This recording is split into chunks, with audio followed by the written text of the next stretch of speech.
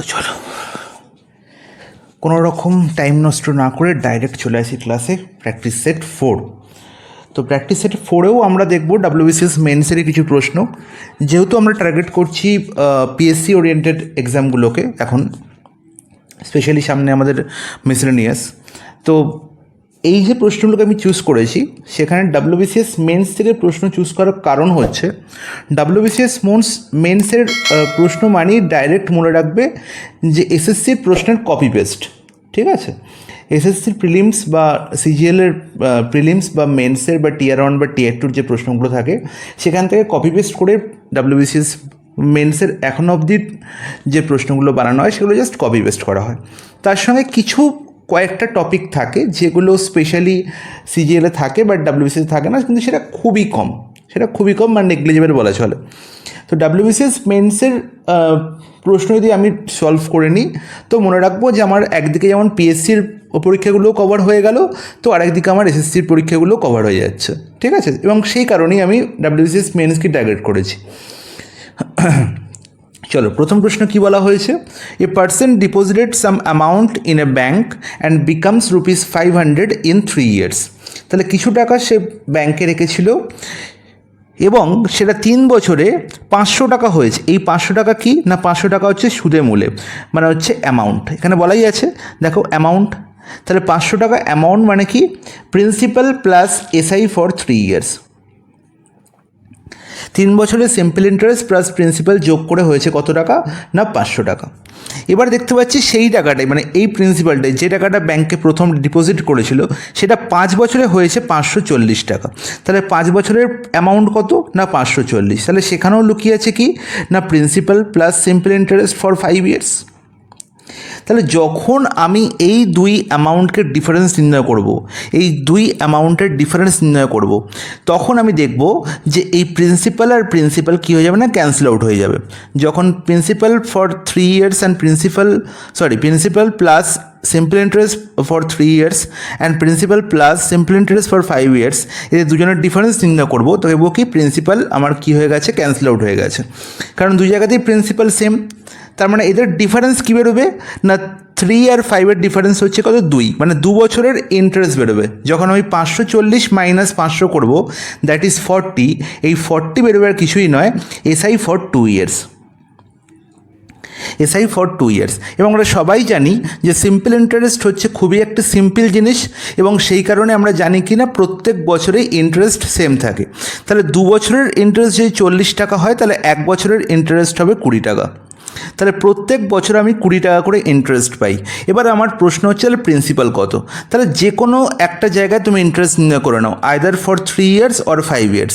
তাহলে আমরা দেখতে পাচ্ছি 20 টাকা আমি ইন্টারেস্ট পাচ্ছি 1 বছরে, 20 টাকা আমি ইন্টারেস্ট পাচ্ছি 1 বছরে।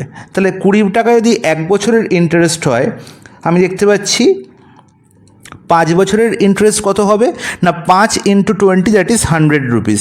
তাহলে 100 রুপিস হচ্ছে 5 বছরের এসআই, 5 বছরের টোটাল ইন্টারেস্ট। তাহলে 5 বছরের ইন্টারেস্ট থেকে 5 বছরের অ্যামাউন্ট বিয়োগ করলে আমি কী পেয়ে যাবো, প্রিন্সিপাল। তাহলে প্রিন্সিপাল কত হয়ে গেল না, 540 মাইনাস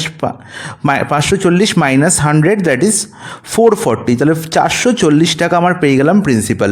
তাহলে 440 টাকা আমি ব্যাংকে রাখলে 1 বছরে 20 টাকা ইন্টারেস্ট পাই। তাহলে আমার রেট অফ ইন্টারেস্ট কত, আমরা সবাই জানি যে রেট অফ ইন্টারেস্ট নির্ণয় করার ফর্মুলা হচ্ছে এসআই, 1 বছরের এসআই বাই প্রিন্সিপাল 440 × 100। ব্যাস, গল্প শেষ। কাটাকুটি করলে কত আসবে দেখো, 2 আর এখানে 0 কেটে গেল, 2 এখানে 44, 22 এখানে 50 আর এখানে 11। তাহলে 50/11 মানে হচ্ছে 4.611%। আর 4.611% আমরা কোথায় দেখতে পাচ্ছি, 4.611% আমরা কোন অপশানে দেখতে পাচ্ছি, অপশান বিতে। তাহলে অপশান বি হয়ে যাবে আমার কারেক্ট আনসার। বোঝা গেল সবার, প্রত্যেকে বুঝতে পেরেছে আশা করি, কোনো অসুবিধা নেই। চলে যাই নেক্সট প্রশ্নে। দারুণ একটি প্রশ্ন। বলা হয়েছে person was appointed for a 50 days job on a condition that he will be paid ₹12 for every working day but will be fine ₹6 for every remains absent. তার মানে তুমি যদি কাজ করো, তুমি যদি চাকরিতে এসে কাজ করো, তাহলে তোমাকে পার ডে 12 টাকা দেওয়া হবে। আর তুমি যদি চাকরিতে না আসো, তুমি যদি ঘরে বসে থাকো, তাহলে যেদিন তুমি আসবে না সেদিন তোমার অ্যাকাউন্ট থেকে 6 টাকা কেটে নেওয়া হবে। ঠিক আছে, এটাই হচ্ছে শর্ত। আর বলা হয়েছে টোটাল কাজ হচ্ছে তোমার 50 দিনের, 50 দিন তোমাকে কাজ করতেই হবে। ঠিক আছে, তাহলে যদি আমি ধরে নিই যে সে ডেজ চাকরিতে এসেছিল, ডেজ চাকরিতে এসেছিল, তাহলে তুমি বলবে 50 - ডেজ সে কী করেছে না চাকরিতে আসেনি, ঘরে বসেছিল। ঠিক আছে, প্রশ্নে জিজ্ঞেস করা হয়েছে যে after completion of the work he got ₹420, 420 টাকা সে পেয়েছে। যদি সে ঘরে বসে থাকে, যদি সে ঘরে বসে না থাকতো, তাহলে 50 দিনে যদি সে কাজে আসতো, তাহলে 50 × 12, 50 × 12 মানে হচ্ছে 600 টাকা তার পাওয়ার কথা ছিল, কিন্তু সে পেয়েছে কত টাকা? 420 টাকা। তার মানে অবভিয়াসলি সে কিছুদিন ঘরে বসেছিল, সেটাই নির্ণয় করতে বলা হয়েছে যে how many days he did not work, সে কতদিন কাজ করেনি। তাহলে আমি ধরেছি সে দিন কাজ করেছে, তাহলে 50 - দিন সে কাজ করেনি। যদি সে দিন কাজ করে, তাহলে দিনের জন্য সে 12 টাকা পায়, দিনের জন্য সে 12 × n টাকা পায়। যদি সে দিন কাজ করে, প্রত্যেক দিন 12 টাকা হিসাবে 12 × n টাকা পায়। তাহলে যেদিন সে কাজ করেনি 50 - ডেজ, সেই দিনগুলোর জন্য প্রত্যেক দিন 6 টাকা করে তার অ্যাকাউন্ট থেকে কাটা হয়েছে। দেখো, এটাই বলা হয়েছে। তাহলে 50 - n × 6 তার অ্যাকাউন্ট থেকে কাটা হয়েছে অ্যাবসেন্ট হওয়ার জন্য। তাহলে 12 টাকা সে পেয়েছিল, তার অ্যাকাউন্টে জমা হয়েছিল, সেখান থেকে 6 × 50 - n টাকা কাটা হয়েছে, এবং সেই কাটাকুটির পরে সে পেয়েছে 420 টাকা। এটাই হচ্ছে অ্যাকচুয়াল আমার প্রশ্ন। এখান থেকে এর ভ্যালু বের করতে পারবো খুব সহজেই। তাহলে 12n - 6 × 50 মানে 300, আর মাইনাসে মাইনাসে প্লাস হয়ে গেল 6n = 420। তাহলে দেখো 12n আর 6n হয়ে গেল কত? 18n। তাহলে 18n এর ভ্যালু কত হচ্ছে না 300 দিকে গেলে কী হবে না প্লাস হয়ে যাবে, তার মানে 720। তার মানে দেখতে পাচ্ছি n এর ভ্যালু হয়ে গেল 40। তার মানে সে 40 দিন কাজে এসছিল। তার মানে 50 দিনের টোটাল কাজ, সে 10 দিন কী ছিল না ঘরে বসেছিল। তাহলে ডিড নট ওয়ার্ক কদিন হলো না 10 ডেজ। তাহলে আশা করি সবাই বুঝতে পেরেছে, কারোর কোনো অসুবিধা থাকার কথা নেই। অ্যালিগেশন দিয়ে করা যাবে না স্যার? অ্যালিগেশন দিয়ে অবশ্যই করা যাবে, কেন করা যাবে না? অ্যালিগেশন দিয়ে একদম করা যাবে, কিন্তু অ্যালিগেশন দিয়ে ভাবার দরকার নেই। প্রশ্ন তো সোজাসুজি। যে জিনিসটা আমরা সবসময় মনে রাখবে, যে পরীক্ষা হলে যে জিনিসটা আমার মাথায় প্রথম ক্লিক করে, তার মানে জানবে যে সেই জিনিসটার উপর আমার জ্ঞান 100% আছে। ঠিক আছে, তো সেটাকেই আমি আগে কাজ করব তার উপরই, এবং সেখান থেকে আমি খুব তাড়াতাড়ি রেজাল্ট পাবো।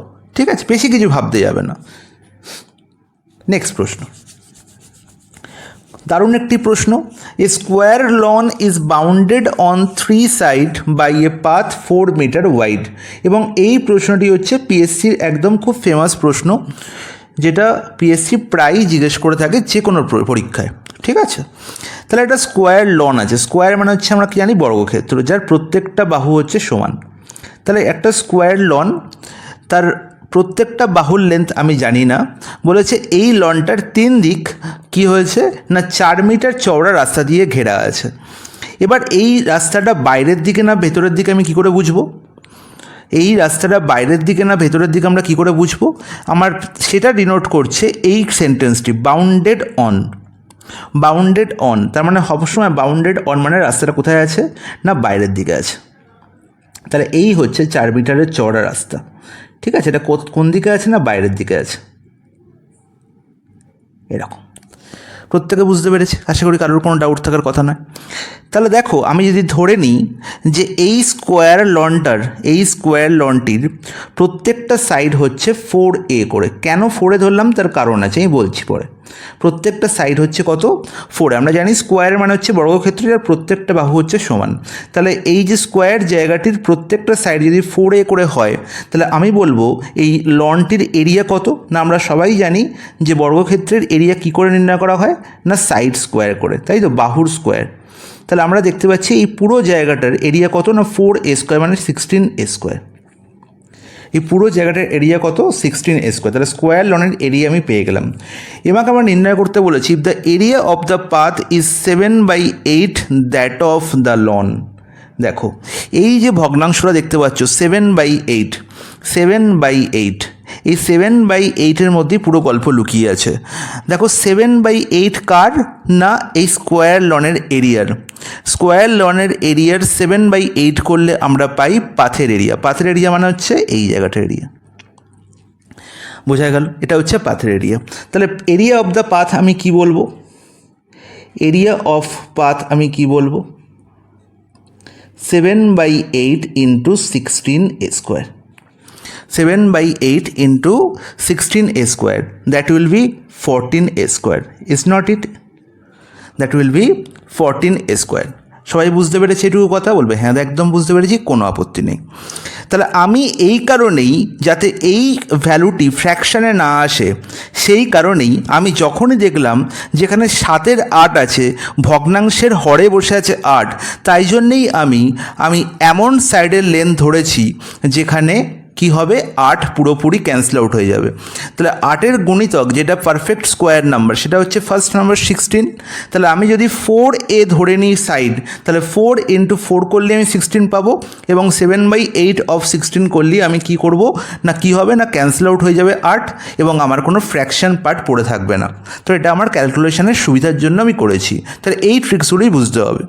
আশা করি সবাই বুঝতে পেরেছো, কারোর কোনো ডাউট থাকার কথা নয়। এবার দেখো প্রশ্নে কি বলা হয়েছে। আমাকে নির্ণয় করতে বলা হয়েছে ইচ সাইড অফ দ্য লনটার প্রত্যেকটা সাইডের লেন্থ কত। তার মানে এই 4 ভ্যালুই আমাকে নির্ণয় করতে হবে। 4 ভ্যালুই আমাকে নির্ণয় করতে হবে। আচ্ছা, এবার আমাকে একটা কথা বলো, যখন আমি দেখলাম যে এই পাথটা ড্র করা হলো এবং পাথটা 3 দিকে ড্র করা হয়েছে, 4 দিকে হয়নি। যদি 4 দিকেই হতো, 4 দিকেই যদি 4 করে বাড়াতাম, তাহলে পাথ ড্র করার পরে পুরো জায়গাটা আর একটা বর্গক্ষেত্রই হতো, কিন্তু তা হয়নি। এখানে কি হয়েছে দেখো, যখনই পাথটা 3 দিকে ড্র করা হলো, তখন এই যে সাইডটা, এই সাইডটা হয়ে গেল 4a + 4 + 4, তার মানে এই সাইডটার লেন্থ হয়ে গেল 4a + 8। এই সাইডটার লেন্থ হয়ে গেল 4a + 8। সিমিলারলি এই সাইডটার লেন্থও 4a + 8 হবে। এটুকু ক্লিয়ার? এবার দেখো এই সাইডটা, তাহলে যখনই আমরা হরাইজেন্টালি দেখছি তখন দেখছি 4a + 8, আর ভার্টিক্যাল সাইডের লেন্থ কত হলো? এটা একদিকেই খালি 4 বেড়েছে, এই দিকে, এদিকের লেন্থ কিন্তু বাড়েনি। তাহলে 4a + 4 হয়ে গেল, 4a + 4 হয়ে গেল এই রেক্ট্যাঙ্গেলের ব্রেথ। তাহলে এটা কী হয়ে গেল? রেক্ট্যাঙ্গেল হয়ে গেল। ছিল স্কোয়ার লন, তার পাশে পাথ অ্যাড করার ফলে হয়ে গেল কি একটা রেক্ট্যাঙ্গেল। ওকে, তাহলে এখন যে রেক্ট্যাঙ্গেলটা দেখতে পাচ্ছি, আমি নাম দিয়ে দিচ্ছি, স্কোয়ার লনটার নাম দিলাম ABCD। এক সেকেন্ড, কালারটা একটু চেঞ্জ করি, তাহলে দেখবে ব্যাপারটা আরও সুন্দর দেখতে হবে, দেখতে সুন্দর করতে হবে। ABCD, এটা হচ্ছে স্কোয়ার লন, এবং তার পাশে পাথ অ্যাড করার ফলে এখন যে রেক্ট্যাঙ্গেলটা হচ্ছে এটা হচ্ছে EFGH। ওকে, তাহলে EFGH হয়ে গেল একটি রেক্ট্যাঙ্গেল, যার লেন্থ হচ্ছে কি 4a + 8, এবং ব্রেথ হচ্ছে কত? 4a + 4। ওকে, তাহলে 4a + 8 ইন্টু 4a + 4 এটা করলে কী পাবো? এই পুরো রেক্ট্যাঙ্গেলটার এরিয়া। আর এই পুরো রেক্ট্যাঙ্গেলটার এরিয়া থেকে, পুরো রেক্ট্যাঙ্গেলের এরিয়া থেকে যদি আমি স্কোয়ার লনের এরিয়া আমি বাদ দিয়ে দিই, তাহলেই পড়ে থাকে এই রাস্তার এরিয়া। কার এরিয়া? না রাস্তার area, area of the path, যেটা বলা হয়েছে কত না 14a square. Is it clear? বলবে হ্যাঁ দা একদম পরিষ্কার, কোনো অসুবিধা নেই। তাহলে 4a + 8, 4a + 8, আচ্ছা এই কালারটা এখানে ম্যাচ করছে না, কালারটা চেঞ্জ করি আর একবার। 4a + 8 ইন্টু 4a + 4, এটা পুরো রেক্ট্যাঙ্গেলটার এরিয়া।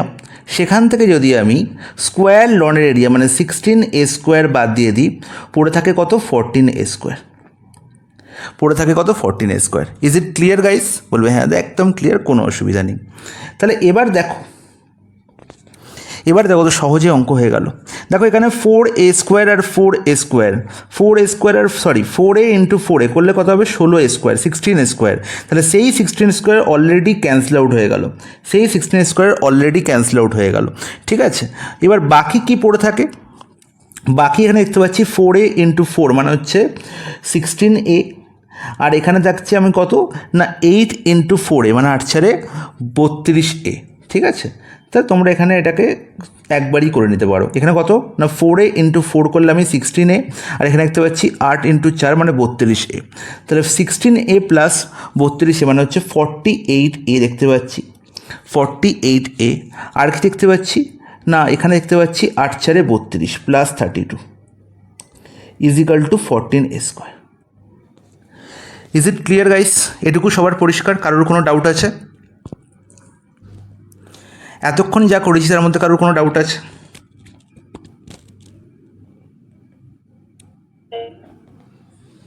অর্ণব?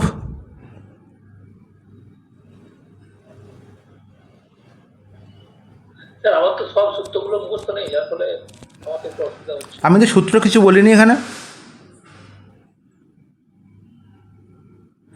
আমি কি কোনো সূত্র বলেছি? আমি শুধু দুটো সূত্রই বলেছি, একটা হচ্ছে বর্গক্ষেত্রের ক্ষেত্রফল কী করে নির্ণয় করা হয়, আয়তক্ষেত্রের ক্ষেত্র। আপনি কি করে বার করছেন? 7/8 ইন্টু 16 স্কোয়ার। বাবা মানে কোন দিকে মাথা থাকে? এখানে বলা আছে if the area of the path is 7/8 that of the loan, ঠিক আছে। তাকে বাংলায় বলা হয় যে রাস্তাটির ক্ষেত্রফল লনের ক্ষেত্রফলের 7/8 গুণ। লনের ক্ষেত্রফল কত ছিল না লন হচ্ছে একটি বর্গক্ষেত্র। লনটি কী ধরনের? একটি বর্গক্ষেত্র, একটি বর্গাক্ষেত্রাকার লন, যার দুটি সাইড আমি ধরেছি কত, যার প্রত্যেকটা সাইড কত করে ধরেছি না 4a করে ধরেছি। তাহলে 4a ইন্টু 4a বা 4 হোল স্কোয়ার করলে আমি পেয়ে যাব কি এই বর্গাক্ষেত্রাকার লনটির area, that is 16a square, that is 16a square. তাহলে 16a স্কোয়ার ইন্টু 7/8 করলে কত পাবো না 14a স্কোয়ার। বোঝা গেল এবার?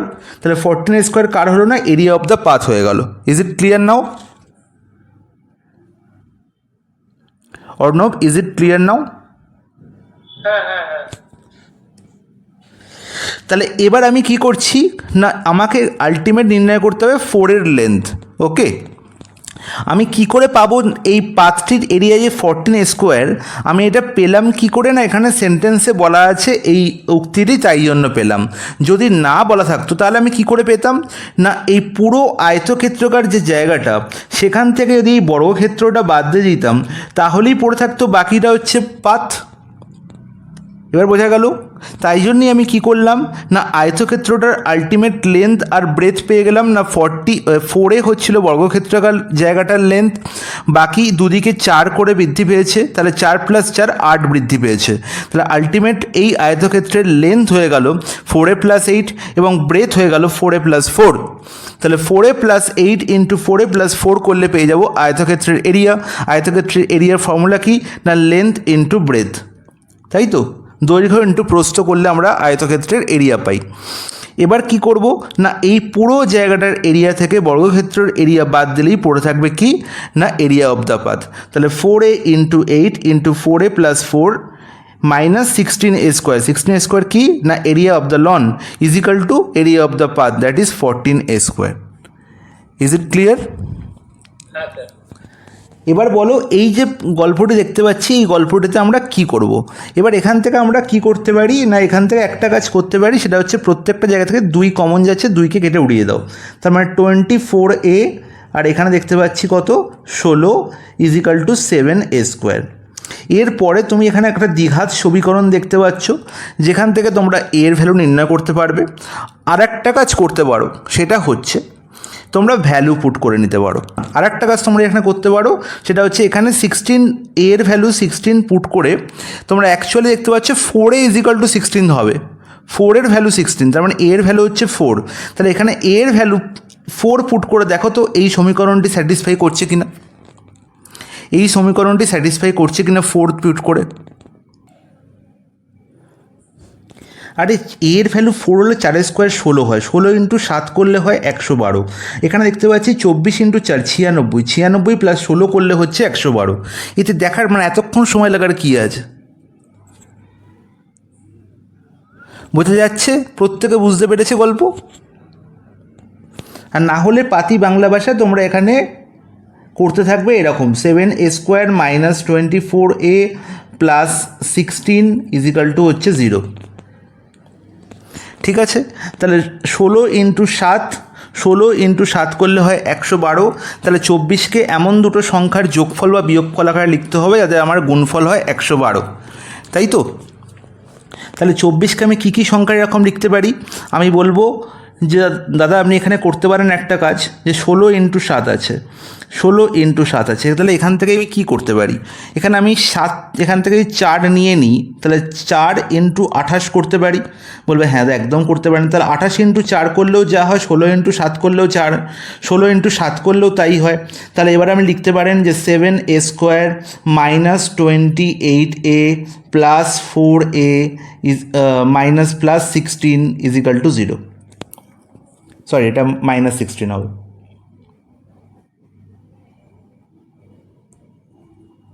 Minus 16 is equal two 0। তাহলে আলটিমেটলি বুঝে গেলাম যে এখান থেকে একটি ফ্যাক্টর পাবো প্লাস যুক্ত এবং একটি ফ্যাক্টর পাবো মাইনাস যুক্ত। মাইনাস যুক্ত ফ্যাক্টরটা কী হবে না, 4a মাইনাস 16 থেকে আমি দেখতে পাচ্ছি এখানে a মাইনাস 4 একটি ফ্যাক্টর অবশ্যই পাবো, এখানে a মাইনাস 4 একটি ফ্যাক্টর অবশ্যই পাবো। আর একটা ফ্যাক্টর কী পাবো, এখান থেকে 7a কমন যাচ্ছে, তার মানে 7a প্লাস 4 আর একটা ফ্যাক্টর পাবো। কিন্তু এখান থেকে আমি দেখতে পাচ্ছি আয়দার a minus 4 is equal two 0 অথবা 7a plus 4 is equal two 0। তাহলে a minus 4 is equal two 0 করলে a এর ভ্যালু কত পাবো না 4 পাবো, এর ভ্যালু কত পাবো না 4 পাবো। আর 7a প্লাস 4 করলে আমি কী পাবো না এর ভ্যালু মাইনাস পাবো। লেন্থ কখনো মাইনাস হতে পারে না, তাই a কখনো 0 হতে পারে না। তাহলে ultimate a minus 4 is equal two 0 করলে এর ভ্যালু পেয়ে গেলাম 4। তাহলে এর ভ্যালু 4 হলে 4 এর ভ্যালু হবে 16, অপশান সি হবে কারেক্ট আনসার। নেক্সট প্রশ্ন, the volume of a cylinder of radius r is 1/4 of this volume of a rectangular box with a square base of side length x। দারুণ একটি প্রশ্ন, এক লাইনে প্রশ্নের সমাধান হবে। প্রশ্নের মধ্যে খালি ভাষা বুঝবো। The volume of a cylinder, আচ্ছা সিলিন্ডার মানে কি? সিলিন্ডারে বাংলা কি বলে? সিলিন্ডারকে বাংলায় বলা হয় চোঙ, ঠিক আছে? আর এখানে সিলিন্ডার সবসময় মনে রাখবো, আমাদের পরীক্ষায় যে সিলেবাস আছে সেখানে সবসময় রাইট সার্কুলার সিলিন্ডার আছে। কি আছে না রাইট সার্কুলার সিলিন্ডার। এবার রাইট সার্কুলার সিলিন্ডার কি তখন আমরা পরিমিতি শিখবো, তখন সেখানে বোঝাবো। এখন আমি ডাইরেক্ট গল্প বলি। The volume of a cylinder, সিলিন্ডারের ভলিউম কি? সিলিন্ডারের ভলিউমের ফর্মুলা হচ্ছে পাই আর স্কোয়ার ইন্টু এইচ, ঠিক আছে? যেখানে পাই আর স্কোয়ার দিয়ে ডিনোট করা হচ্ছে না এরিয়া অফ বেস। আমরা সবসময় মনে রাখবো যে সিলিন্ডারের যে বেস, সেই বেস হচ্ছে একটি সার্কেল, সেই বেস কি একটি সার্কেল। তাহলে সার্কুলার বেস যখনই হবে তাহলে সার্কেলের এরিয়া কী করে নির্ণয় করি না পাই আর স্কোয়ার করে। তাহলে এরিয়া ইন্টু হাইট করলে পাওয়া যায় ভলিউম, এরিয়া ইন্টু হাইট করলে পাওয়া যায় ভলিউম। তাই সিলিন্ডারের ভলিউম কি হবে না পাই আর স্কোয়ার এইচ, যেখানে পাই আর স্কোয়ার ডিনোট করছে এরিয়া অফ দ্য বেস। তাহলে যে কোনো 3D পিকচারের ভলিউম নির্ণয় করার একদম বেসিক ফর্মুলা হচ্ছে, যে ফর্মুলা বেস করে সমস্ত 3D পিকচারের ভলিউম নির্ণয় করা হয় সেটা হচ্ছে area of the base into height, ঠিক আছে? এটা তোমাকে কেউ বলবে না, খুব ভালো করে মাথায় রাখবে। যে কোনো 3D পিকচারের ভলিউম নির্ণয় করার ফর্মুলা হচ্ছে, ভলিউম হচ্ছে একটা 3 ডাইমেনশনাল একটা ফিগার, যেখানে অবশ্যই কি থাকবে না এরিয়া অফ দ্য বেস থাকবে ইন্টু হাইট থাকবে, ওকে? এবং সেটাই হচ্ছে পাই আর স্কোয়ার এইচ, ঠিক আছে? এবার বলা হয়েছে যে এই আর কি না আর হচ্ছে এই সার্কেলের রেডিয়াস, এই যে সার্কুলার বেস আছে তার রেডিয়াস হচ্ছে আর, এবং সেটাই এখানে বলা হয়েছে the volume of cylinder of radius r. এবার এই যে সিলিন্ডারের ভলিউম, সেই সিলিন্ডারের ভলিউমের সঙ্গে অন্য একজনকার ভলিউমের তুলনা করা হয়েছে। তাহলে সিলিন্ডারের ভলিউম হচ্ছে 1/4 of this volume of a rectangular box with a square base of side length x. তাহলে আর একটা এর সঙ্গে গল্প জুড়ে দেওয়া হয়েছে যে একটা রেক্ট্যাঙ্গুলার বক্স কিন্তু তার বেস হচ্ছে কি স্কোয়ার, তাহলে আমরা যখন বক্স 3D বক্স দেখি তখন এরকম দেখি, তাই তো? এরকম দেখি তো, দেখো এরকমভাবেই আমরা বক্স দেখে থাকি, যেটাকে আমরা বাংলায় বলা হয়, এর বাংলায় নাম হচ্ছে কি আয়তঘন, আয়তঘন, ঠিক আছে, ইংলিশে একে বলা হয় কিউবয়েড। ঠিক আছে, এই শক্তপোক্ত নাম, এসব শক্তপোক্ত নাম আমার মনে রাখার কারণ নেই। আমি দেখতে পাচ্ছি এটা 3D পিকচার, যার একটা কি আছে, একটা লেন্থ আছে, এটা হচ্ছে লেন্থ, এটা হচ্ছে ব্রেথ এবং এটা হচ্ছে হাইট। ঠিক আছে, এই তিনটে জিনিস আছে। এই দাঁড়িয়ে আছে যে লাইনটা, এটা হচ্ছে হাইট, এই বসে আছে যে লাইনটা, এটা হচ্ছে লেন্থ, এটাও বসে আছে, এটা হচ্ছে ব্রেথ। ঠিক আছে, আর এই যে জায়গাটা, যে জায়গাটা আমি দেখো এখন বক্স দিয়ে করে দিচ্ছি, এই জায়গাটা হচ্ছে বেস, এই জায়গাটা হচ্ছে বেস।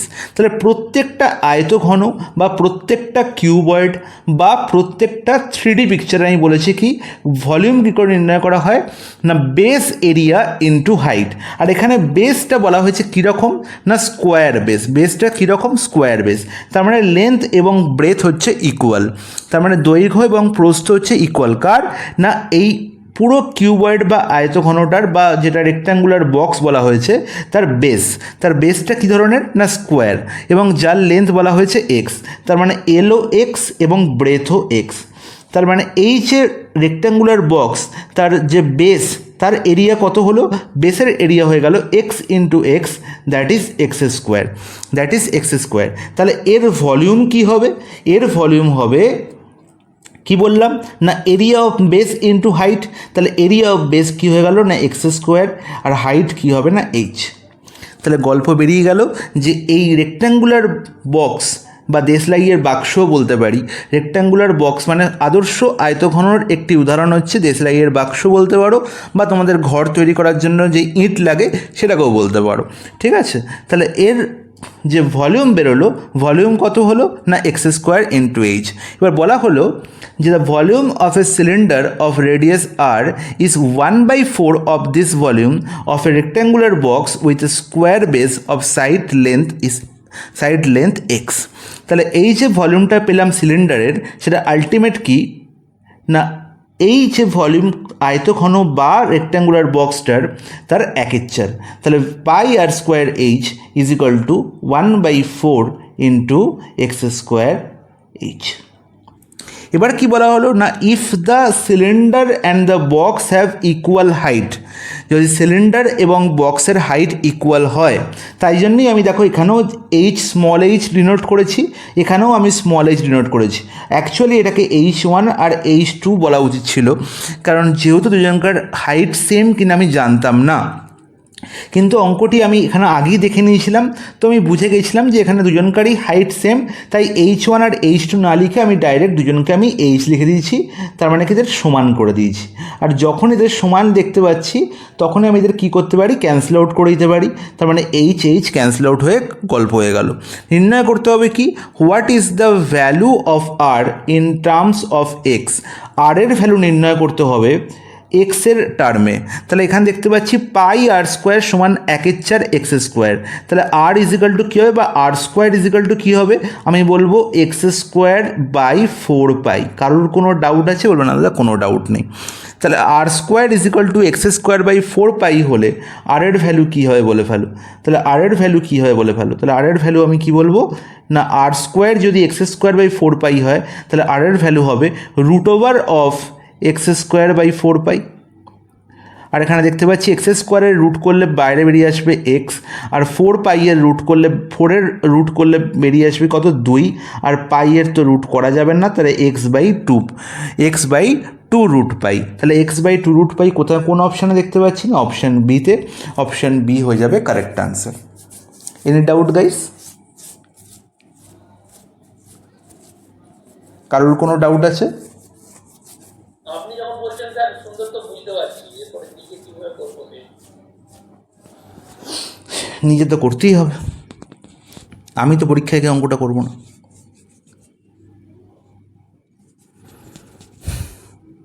শুধু অঙ্কটার দিকে দেখো না, আমি বারবার বলি যে আমি অঙ্কটা করাচ্ছি সেই অঙ্কটার দিকে দেখো না, আমি যে ইনফরমেশানগুলো দিচ্ছি সেই ইনফরমেশানগুলো কালেক্ট করো এবং সেগুলো অ্যাপ্লাই করো। ঠিক আছে, এবং এই ইনফরমেশানগুলো একসঙ্গে যখনই তুমি অ্যাপ্লাই করতে পারবে, যখন তোমার পুরোপুরি বেস ক্লিয়ার হবে। ঠিক আছে, এবং বেশ ক্লিয়ার করার মতো করেই আমি অঙ্কটাকে বলছি। আমি এই কথাটা যেটা এখানে বলা আছে আমি এক লাইনে অঙ্ক করে দিতে পারতাম, আমি এটা সেকেন্ডের মধ্যে এই প্রশ্নটার আনসার লিখে দিতে পারতাম, কিন্তু আমি সেটা বলছি না। কেন বলছি না? কারণ এই বেসটা তোমাদের ক্লিয়ার করাচ্ছি। এখানে যে একটা সবথেকে বড় ইম্পর্টেন্ট গল্প আমি বললাম সেটা হচ্ছে volume of A 3D picture. যখন তোমাদের আমি কিউব পড়াবো, কিউবয়েড পড়াবো, সিলিন্ডার পড়াবো, তার সঙ্গে যখন আমি কোন পড়াবো, তার সঙ্গে যখন আমি আবার ঢুকবো পিরামিড প্রিজমে, এই সমস্ত কিন্তু 3D পিকচার, এবং এদের প্রত্যেকের ভলিউম কিন্তু একটাই, সেটা হচ্ছে বেস এরিয়া ইনটু হাইট। এই বেস এরিয়া ইনটু হাইটের গল্প মনে রাখলেই গল্প শেষ।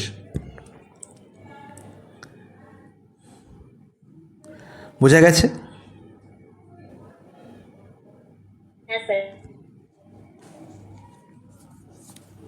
নেক্সট প্রশ্ন, find the number which is subtracted from the numbers in the ratio 11:23 show that the ratio becomes 1:3। এই প্রশ্নের সমাধান তোমাদের অনেকবার করিয়েছি। তোমরা কি করবে? তোমরা পরীক্ষা লেখো দিন কী করতে না, দুটো নাম্বারের রেশিও বলা হয়েছে, find the numbers which is সাবস্ট্রাক্টেড from the numbers in the ratio 11:23। তার মানে 11 এবং 23 দুটো সংখ্যার রেশিও, দুটো সংখ্যার রেশিও। তোমরা কি করতে এতদিন না, এই দুটো নাম্বার থেকে একটা কমন টার্ম বিয়োগ করতে হবে, find the number which is subtracted from the numbers. তাহলে 11 আর 23 থেকে একটা কমন টার্ম বিয়োগ করতে হবে, ধরলাম এক্স। তাহলে 11 - x by 23 - x is equal to 1/3। এটা তোমরা এতদিন করে আসতে, তাই তো? এটাই তোমরা পরীক্ষা হলে এই প্রশ্নটা দেখলে এতদিন করতে। হ্যাঁ, আমি বলবো এইসব জিনিস করবে না, এসব জিনিস বাচ্চারা করে, ঠিক আছে? তাহলে তুমি আমার কাছে কেন পড়ছো? আমার কাছে তুমি কেন এসে গল্প করছো? এই যে আমরা আড্ডা মারছি, আড্ডা মারার পেছনে একটা কারণ আছে, সেই কারণটা ফুলফিল করো। দুটো সংখ্যার রেশিও বলা হয়েছে 11:23, ঠিক আছে? কিছু একটা জিনিস বিয়োগ করার ফলে আলটিমেট এখন রেশিও হয়েছে কত? 1:3, 1:3। এবার আমাকে যেটা করতে হয়, আমরা কি বলি না, আজকে তোমার এবং আমার বয়সের রেশিও হচ্ছে 11:23। 5 বছর পরে বা 5 বছর আগে আমার আর তোমার বয়সের রেশিও কত? 1:3। আমি সবসময় কি বলি না, আমার আর তোমার বয়সের ডিফারেন্স আজকেও যা থাকবে 10 বছর পরেও তাই হবে, 100 বছর পরেও তাই হবে, আর 100 বছর আগেও তাই ছিল, 100 বছর আগেও তাই ছিল। এটা হচ্ছে কনস্ট্যান্ট, এবং এটাই এখানে কাজে লাগাতে হবে। 11 আর 23-র মধ্যে ডিফারেন্স কত? 11 আর 23-র মধ্যে ডিফারেন্স হচ্ছে 12। 1 আর 3-এর মধ্যে ডিফারেন্স হচ্ছে 2। 1 আর 3-এর মধ্যে ডিফারেন্স হচ্ছে 2। সেটা কি সম্ভব? সেটা সম্ভব নয়। তাহলে দুজনকেই 12 বানাও। তাহলে একে যদি 12 বানাই, আলটিমেট কত দিয়ে গুণ করব? 6 দিয়ে গুণ করব। 6 দিয়ে গুণ করলে হয়ে যাবে কত না, এটা হয়ে যাবে 6, আর এ হয়ে যাবে কত? 18। আমরা জানি যে এদের ডিফারেন্সকে 6 দিয়ে গুণ করা মানে এদের রেশিওর প্রত্যেকটা টার্মকে 6 দিয়ে গুণ করতে হবে। ওকে, বলবে হ্যাঁ একদম ঠিক। তাহলে দেখো এবার 11 থেকে এখানে হয়ে গেল 6, 23 থেকে হয়ে গেল 18। তাহলে কত বিয়োগ করতে হলো বাবা? 11 থেকে 6 কী করে হয়? -5 করলে। 23 থেকে 18 কী করে হয়? -5 করলে। তাহলে আলটিমেট আমি কী করেছি? প্রত্যেকটা টার্ম থেকে কত করে বিয়োগ করেছি? 5 করে বিয়োগ করেছি। কত বিয়োগ করেছি? 5 বিয়োগ করেছি। অপশান এ হয়ে গেল কারেক্ট আনসার। স্যার ওই দুটো দিয়ে যে সমান করাটা যেটা বললেন, এটা একবার বলুন। না, আর বলবো না, কতবার বলবো এক কথা? আর একবার। আমার হয়ে পবিত্র বলে দাও। পবিত্র বলো, আমি কি বললাম? পবিত্র তো নেই ক্লাসে। সেই কথা, ও তো তাহলে ফাইন হবে ওর। দেখি পবিত্র মেসেজ করেছে নিশ্চয়ই কিছু। হ্যাঁ, একটু সমস্যার জন্য লিভ করলাম, পিডিএফতে দেখে নেবো বা ইউটিউব। ভেরি গুড, চলো।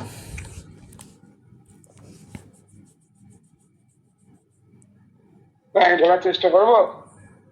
হ্যাঁ, চেষ্টা করো একটু। প্রশ্নটা একবার বলে, বলছি একটুখানি একবার বলো। হে কী কথা? রুম্পা, রুম্পা বলো।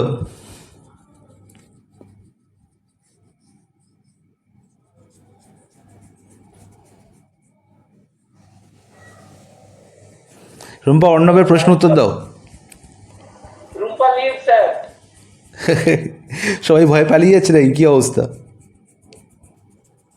স্যার বলবো মানে ওপরের সংখ্যা যেটা ডিফারেন্স 11 আর 23 ডিফারেন্স হচ্ছে 12, এবার নিচেরটা তোমার ডিফারেন্স মানে এটা 12 করতে হবে, মানে 12 সংখ্যাটা আনতে হবে। এবার 2 এসে এবার এটা 2 গুণ 6 করে 12 হচ্ছে, 1 গুণ 6 করে 6, 3 গুণ 6 করে 18। এবার হ্যাঁ 18, এবার 11 আর 6 বিয়োগ করলে 5, এদিকে 23 আর 18 বিয়োগ করলেও 5, এরকম করে। হ্যাঁ একদম, কিন্তু কেন করছি, কারণটা কি? এই 12টা মেলানোর জন্য। কারণ স্যার সমান সংখ্যা বিয়োগ করতে বলেছে দুটো থেকেই, ভেরি গুড, তো ডিফারেন্সটা সবসময় একই থাকবে। এক্স্যাক্টলি, আমি এটাই বোঝানোর চেষ্টা করলাম যে আমার আর তোমার মধ্যে বয়সের ডিফারেন্স, আমি একদম এজের প্রবলেম অন এজ, বয়স সংক্রান্ত যে প্রশ্নগুলো করাই সেখানে যা কনসেপ্ট এখানেও তাই কনসেপ্ট।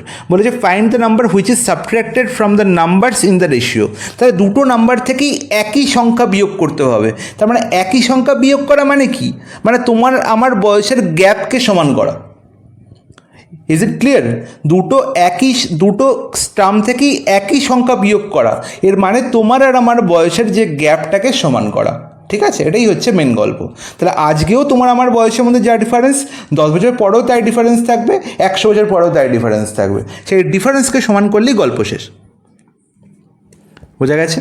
এবং সেই ডিফারেন্সকেই সমান করেছি, যেখানে 11 আর 23 ডিফারেন্স কত ছিল? 12। মানে তোমার বয়স 11, আমার বয়স 23, ডিফারেন্স কত? 12। তাহলে আজকেও ডিফারেন্স 12ই হবে। কিন্তু 6 আর 18 ডিফারেন্স কত হচ্ছে? সরি, 1 আর 3 মধ্যে ডিফারেন্স কত? 2। তাহলে 2কে 12 করতে গেলে আমায় 6 দিয়ে গুণ করতে হবে। তাহলে ডিফারেন্সকে 6 দিয়ে গুণ করা মানে রেশিওর প্রত্যেকটা টার্মকেও 6 দিয়ে গুণ করা। এইগুলো ওইগুলো এসব কথা নয়, রেশিওর প্রত্যেকটা টার্মকেও 6 দিয়ে গুণ করা। ঠিক আছে? Is it clear? হ্যাঁ। নেক্সট প্রশ্ন। A motorboat covers a certain distance downstream in a river in 5 hours. It covers the same distance upstream in 6 hours. The speed of the water is 2 km/h. Then the speed of the boat in still water is. প্রশ্নের answer 22 km/h, option B correct answer.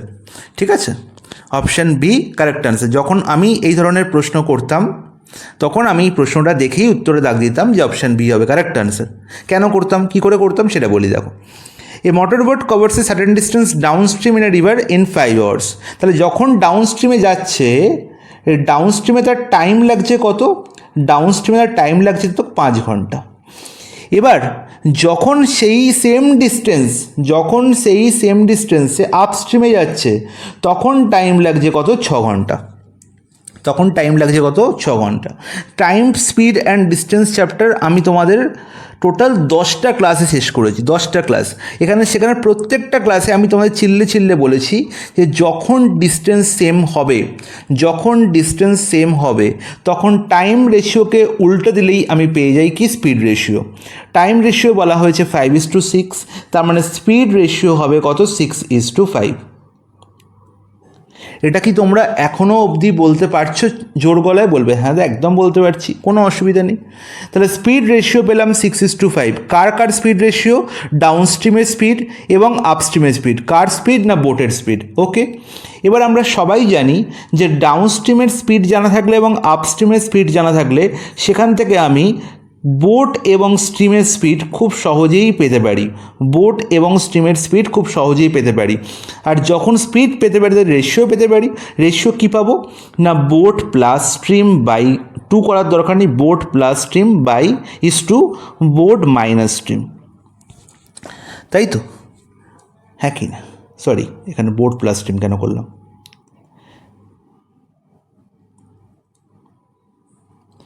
Downstream plus upstream আর downstream minus upstream.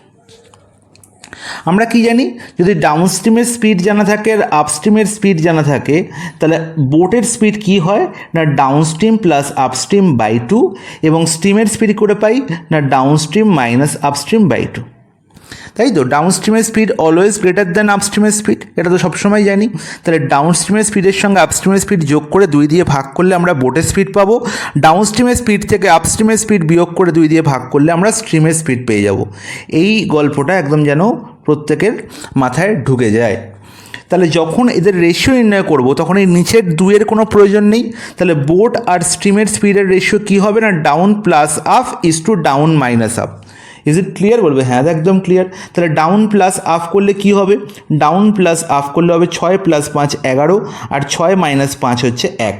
তাহলে boat আর স্ট্রিমের স্পিডের ratio কত হলো না, 11:1। 11:1 বলা হয়েছে speed of the water, আর speed of the water মানেই হচ্ছে স্পিড অফ স্ট্রিম। তার মানে 1-এর ভ্যালু বলা হয়েছে 2 কিমি/আওয়ার। তাহলে 11-র ভ্যালু কত হবে, 11 × 2 22 কিলোমিটার/আওয়ার। মিলল আনসার? অপশান 2 কারেক্ট আনসার মিলেছে। আশা করি এই ধরনের অঙ্ক তোমরা পরীক্ষায় অবশ্যই দেখতে পাবে, এটা আমার গ্যারেন্টি। এবং দেখতে পেলে যেন বেশি টাইম ওয়েস্ট না হয়, 2 সেকেন্ডের মধ্যে প্রশ্নের আনসার হয়।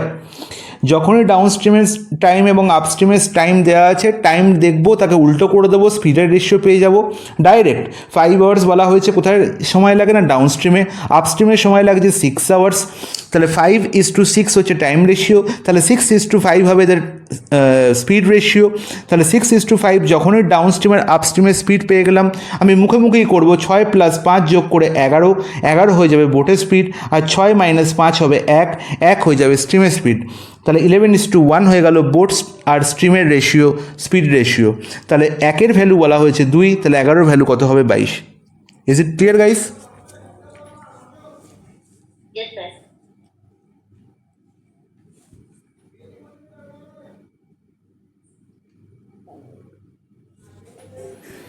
Very good. নেক্সট প্রশ্ন,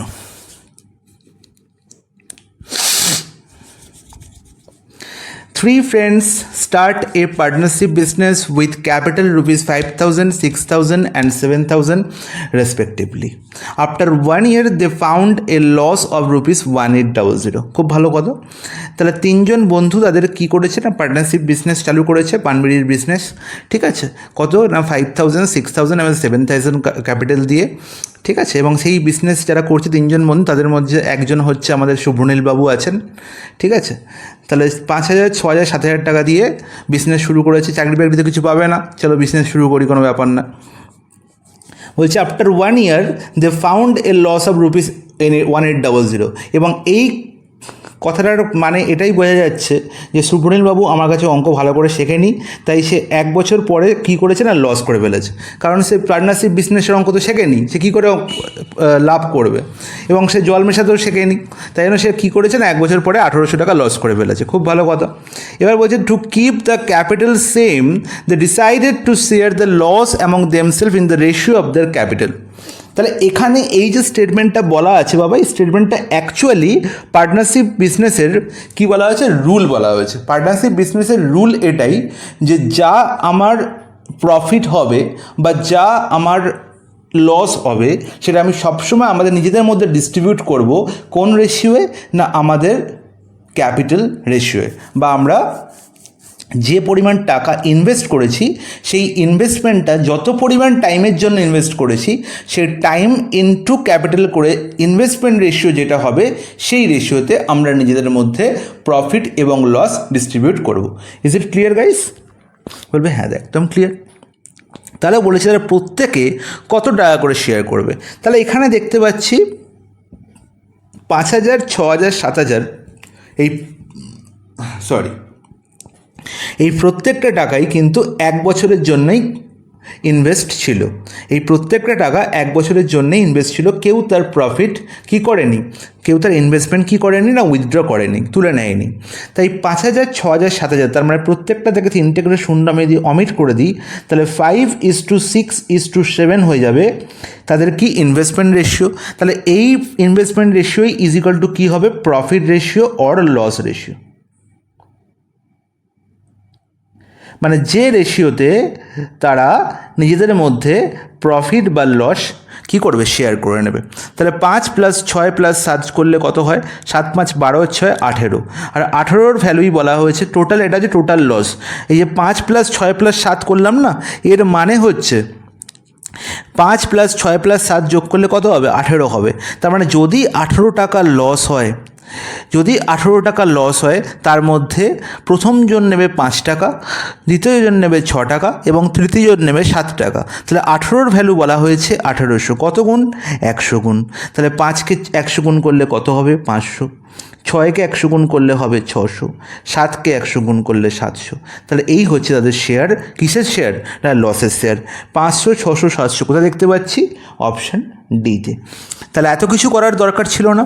যেহেতু এখানে দেখতে পাবো, আমার দেখতে হবে কি না, যেহেতু এখানে ইনভেস্টমেন্ট আমার কি একদম 1 বছরের জন্যই ছিল, কোথাও কোনো ইনভেস্টমেন্ট ব্রেক হয়নি, কোথাও কেউ টাকা উইথড্র করেনি। তা আমি শুধু দেখব যে ইনভেস্টমেন্ট যে রেশিওতে ছিল আমার এখানে লস বা প্রফিট রেশিও সেম হবে। তাহলে এখানে এই 4টে অপশানের মধ্যে কোথায় আমরা দেখতে পাচ্ছি 5:6:7 আছে? দেখো এখানে 49, 61 আর 70, এখানে কি 5:6:7 হচ্ছে? না, হচ্ছে না। অপশান এ আনসার হতে পারে না। যদি অপশান এ আনসার না হয় তাহলে অপশান বিও আনসার হতে পারে না। সিমিলারলি এখানে দেখতে পাচ্ছি 500 তো আছে, ঠিক আছে, 580, 720, এদের মধ্যেও 5:6:7 হচ্ছে না।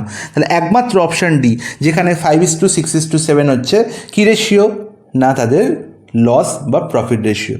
প্রশ্নর কোনো কিছু না টাচ করে, কোনো পেন পেপারে কোনো কিছু না লিখে, প্রশ্ন দেখেই, অপশান দেখেই আমি আনসারে দাগ দেবো। অপশান ডি হবে কারেক্ট আনসার। WBCS মেন 2022 এর প্রশ্ন। বলো, WBCS মেন তোমরা ক্র্যাক করতে পারো না, এর থেকে বড় লজ্জার বিষয় আর কী আছে?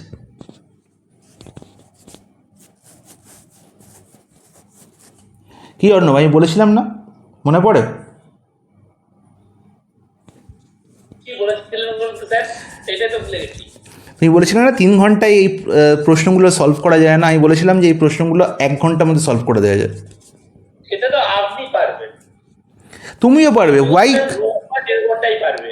আমি বললাম রূপা পারবেন না, আমি বলছি তুমিও পারবে। কেন পারবে না? তুমি বলো, এই অ্যাপ্রোচটা জানা থাকলে তুমি কেন করতে পারবে না? এই প্রশ্নটা কি 2 সেকেন্ড লাগবে করতে? আমিও পারবো, এইটা তো আমিও পারবো, কিন্তু তুমি ছবি এঁকে যেগুলো 3D ফিগার, ওগুলোই তোমার টাইম লেগে যাবে। আর এটা? এইটাও পারবো। বাহ, ভেরি গুড। কালকে আমি দেখবো পরীক্ষা নিয়ে। নেক্সট প্রশ্ন, এ mixture of 40 liter of alcohol and water contains 40% water. এখানে 40% হবে, 10% হবে। এ মিক্সচার অফ 40 লিটার, তাহলে একটি 40 লিটারের মিক্সচার, সেই মিক্সচারের মধ্যে কী কী আছে? সেই মিক্সচারের মধ্যে আছে অ্যালকোহল এবং ওয়াটার। ওকে, তাহলে অ্যালকোহল আর ওয়াটারের কী রেশিওতে আছে? আমি দেখতে পাচ্ছি ওয়াটার 10%। তাহলে ওয়াটার যদি 10% হয়, তাহলে তুমি বলবে অ্যালকোহল হচ্ছে 90%। দাদা, এনি ডাউট? বলবে দাদা কোনো ডাউট নেই। তাহলে রেশিও কী হলো অ্যালকোহল আর ওয়াটারের? অ্যালকোহল আর ওয়াটারের রেশিও হচ্ছে 9:10। 9:10। এবার কি বলা হলো? How much water should be added to the mixture. Water add করা হচ্ছে। এবার এতে কী অ্যাড করা হচ্ছে? না, ওয়াটার অ্যাড করা হচ্ছে। তাহলে ওয়াটার বৃদ্ধি পাচ্ছে, ওয়াটার বৃদ্ধি পাচ্ছে, এবং ওয়াটার বৃদ্ধি পাওয়ার পরে কি হলো না, 10% ওয়াটার ছিল, সেটা এখন 20% ওয়াটার হয়ে গেল। কত হয়ে গেল? 20% ওয়াটার হয়ে গেল। আর 20%-এর ফ্র্যাকশন ভ্যালু কি না? 1/5। 1/5, তার মানে 5-5-এর মধ্যে 1 হয়ে গেল ওয়াটার। তাহলে 5 যদি আমার মিক্সচার হয়, তার 5 যদি মিক্সচারের ভলিউম হয়, তার মধ্যে ওয়াটারের কন্টেন্ট হচ্ছে আমার কত? 1। তাহলে ওয়াটার যদি 1 হয়, তুমি বলবে 4 হচ্ছে, তাহলে কি না অ্যালকোহল? হ্যাঁ কি না? বলবে হ্যাঁ, একদম ঠিক। এটুকু বোঝা গেছে প্রত্যেকে? বলবে হ্যাঁ, একদম বোঝা গেছে, কোনো অসুবিধা নেই। তাহলে আগে ছিল আমার 9 অ্যালকোহল, এখন হয়ে গেল 4 অ্যালকোহল। আগে ছিল ওয়াটার 10, এখন হয়ে গেল 1। আমায় বলা ছিল যে আচ্ছা, কখনোই মনে রাখবে যে এই 9 থেকে 4 বিয়োগ করে 5 করে দিলাম, সেটা কিন্তু আনসার একদম নয়। কারণ এখানে না, টোটাল ভলিউম, সবসময় টোটাল ভলিউম দেখতে হবে। 9 + 10 ছিল এখানে 19, আর এখানে 4 + 1 হয়েছে 5। 5 আর 19 কিন্তু ইকুয়াল নয়। তাহলে আমি কখনোই বলতে পারি না যে 10 থেকে 1 হয়েছে, তার মানে 9 আমার ওয়াটার মেশানো হয়েছে, একদম নয়। আমি কি দেখব না, 9 আর 10 এখানে দেখতে পাচ্ছি যে টোটাল আমার মিক্সচার বলা ছিল কত? 40 লিটার। টোটাল মিক্সচার বলা ছিল 40 লিটার। ওকে, তাহলে 40 লিটার, আচ্ছা এখানে 10 নয়, এটা ছিল 1, ভেরি সরি। 9:1 ছিল, 90 আর 10 ছিল না। তো 9:1, তাহলে 9:1 প্রায় 9 প্লাস 1 মানে হচ্ছে 10, আর 10-এর ভ্যালুই বলা আছে কত 40। তাহলে 10-এর ভ্যালু যদি 40 হয়, 10-এর ভ্যালু যদি 40 হয়, তাহলে 1-এর ভ্যালু কত তুমি বলবে 4, আর 9-এর ভ্যালু কত 36। তার মানে অ্যাকচুয়ালি 36 লিটার আমার অ্যালকোহল ছিল, 40 লিটার মিক্সচারের মধ্যে 4 লিটার ছিল জল। এবার কি করা হলো না এর মধ্যে জল অ্যাড করা হলো, এবং তার ফলে এখন ওয়াটার এবং এখন অ্যালকোহল আর ওয়াটারের রেশিও কত হয়ে গেল না 4:5। 4:5, ইজ ইট ক্লিয়ার? 4:1। 4:1। তাহলে আমি দেখতে পাচ্ছি কি অ্যাড করা হয়েছে না ওয়াটার অ্যাড করা হয়েছে, কিন্তু কনস্ট্যান্ট কী আছে আমার সবসময় কনস্ট্যান্ট পার্ট নিয়ে ভাবতে হবে। কনস্ট্যান্ট কী আছে? অ্যালকোহল কি আমি অ্যাড করেছি? অ্যালকোহল তো অ্যাড করিনি। তাহলে 4-এর ভ্যালু 36, কত গুণ? 9 গুণ। তাহলে 1-এর ভ্যালু কত হবে না 9 হবে। তাহলে ছিল আমার 36 লিটার অ্যালকোহল এখনও 36 লিটার আছে। আগে ছিল 4 লিটার ওয়াটার, এখন হলো 9 লিটার ওয়াটার। তাহলে কত লিটার ওয়াটার আমি অ্যাড করলাম? 5 লিটার। অপশান এ হয়ে যাবে correct answer. Is it clear guys? Sir এটা আরেকবার হালকা করে বলে দিবেন। কোনখানটা হালকা করে বলবো? ওই স্যার আপনি যখন সেই মগের ছবিটা আঁকেন তারপর থেকে আমি আর দেখতে পাইনি। 10% জল আর 10% অ্যালকোহল আর ওয়াটার, তারপরে এই যে আপনি রেশিওটা যেটা বলেছেন অ্যালকোহল ইজ টু ওয়াটার, ওইটা। ওকে,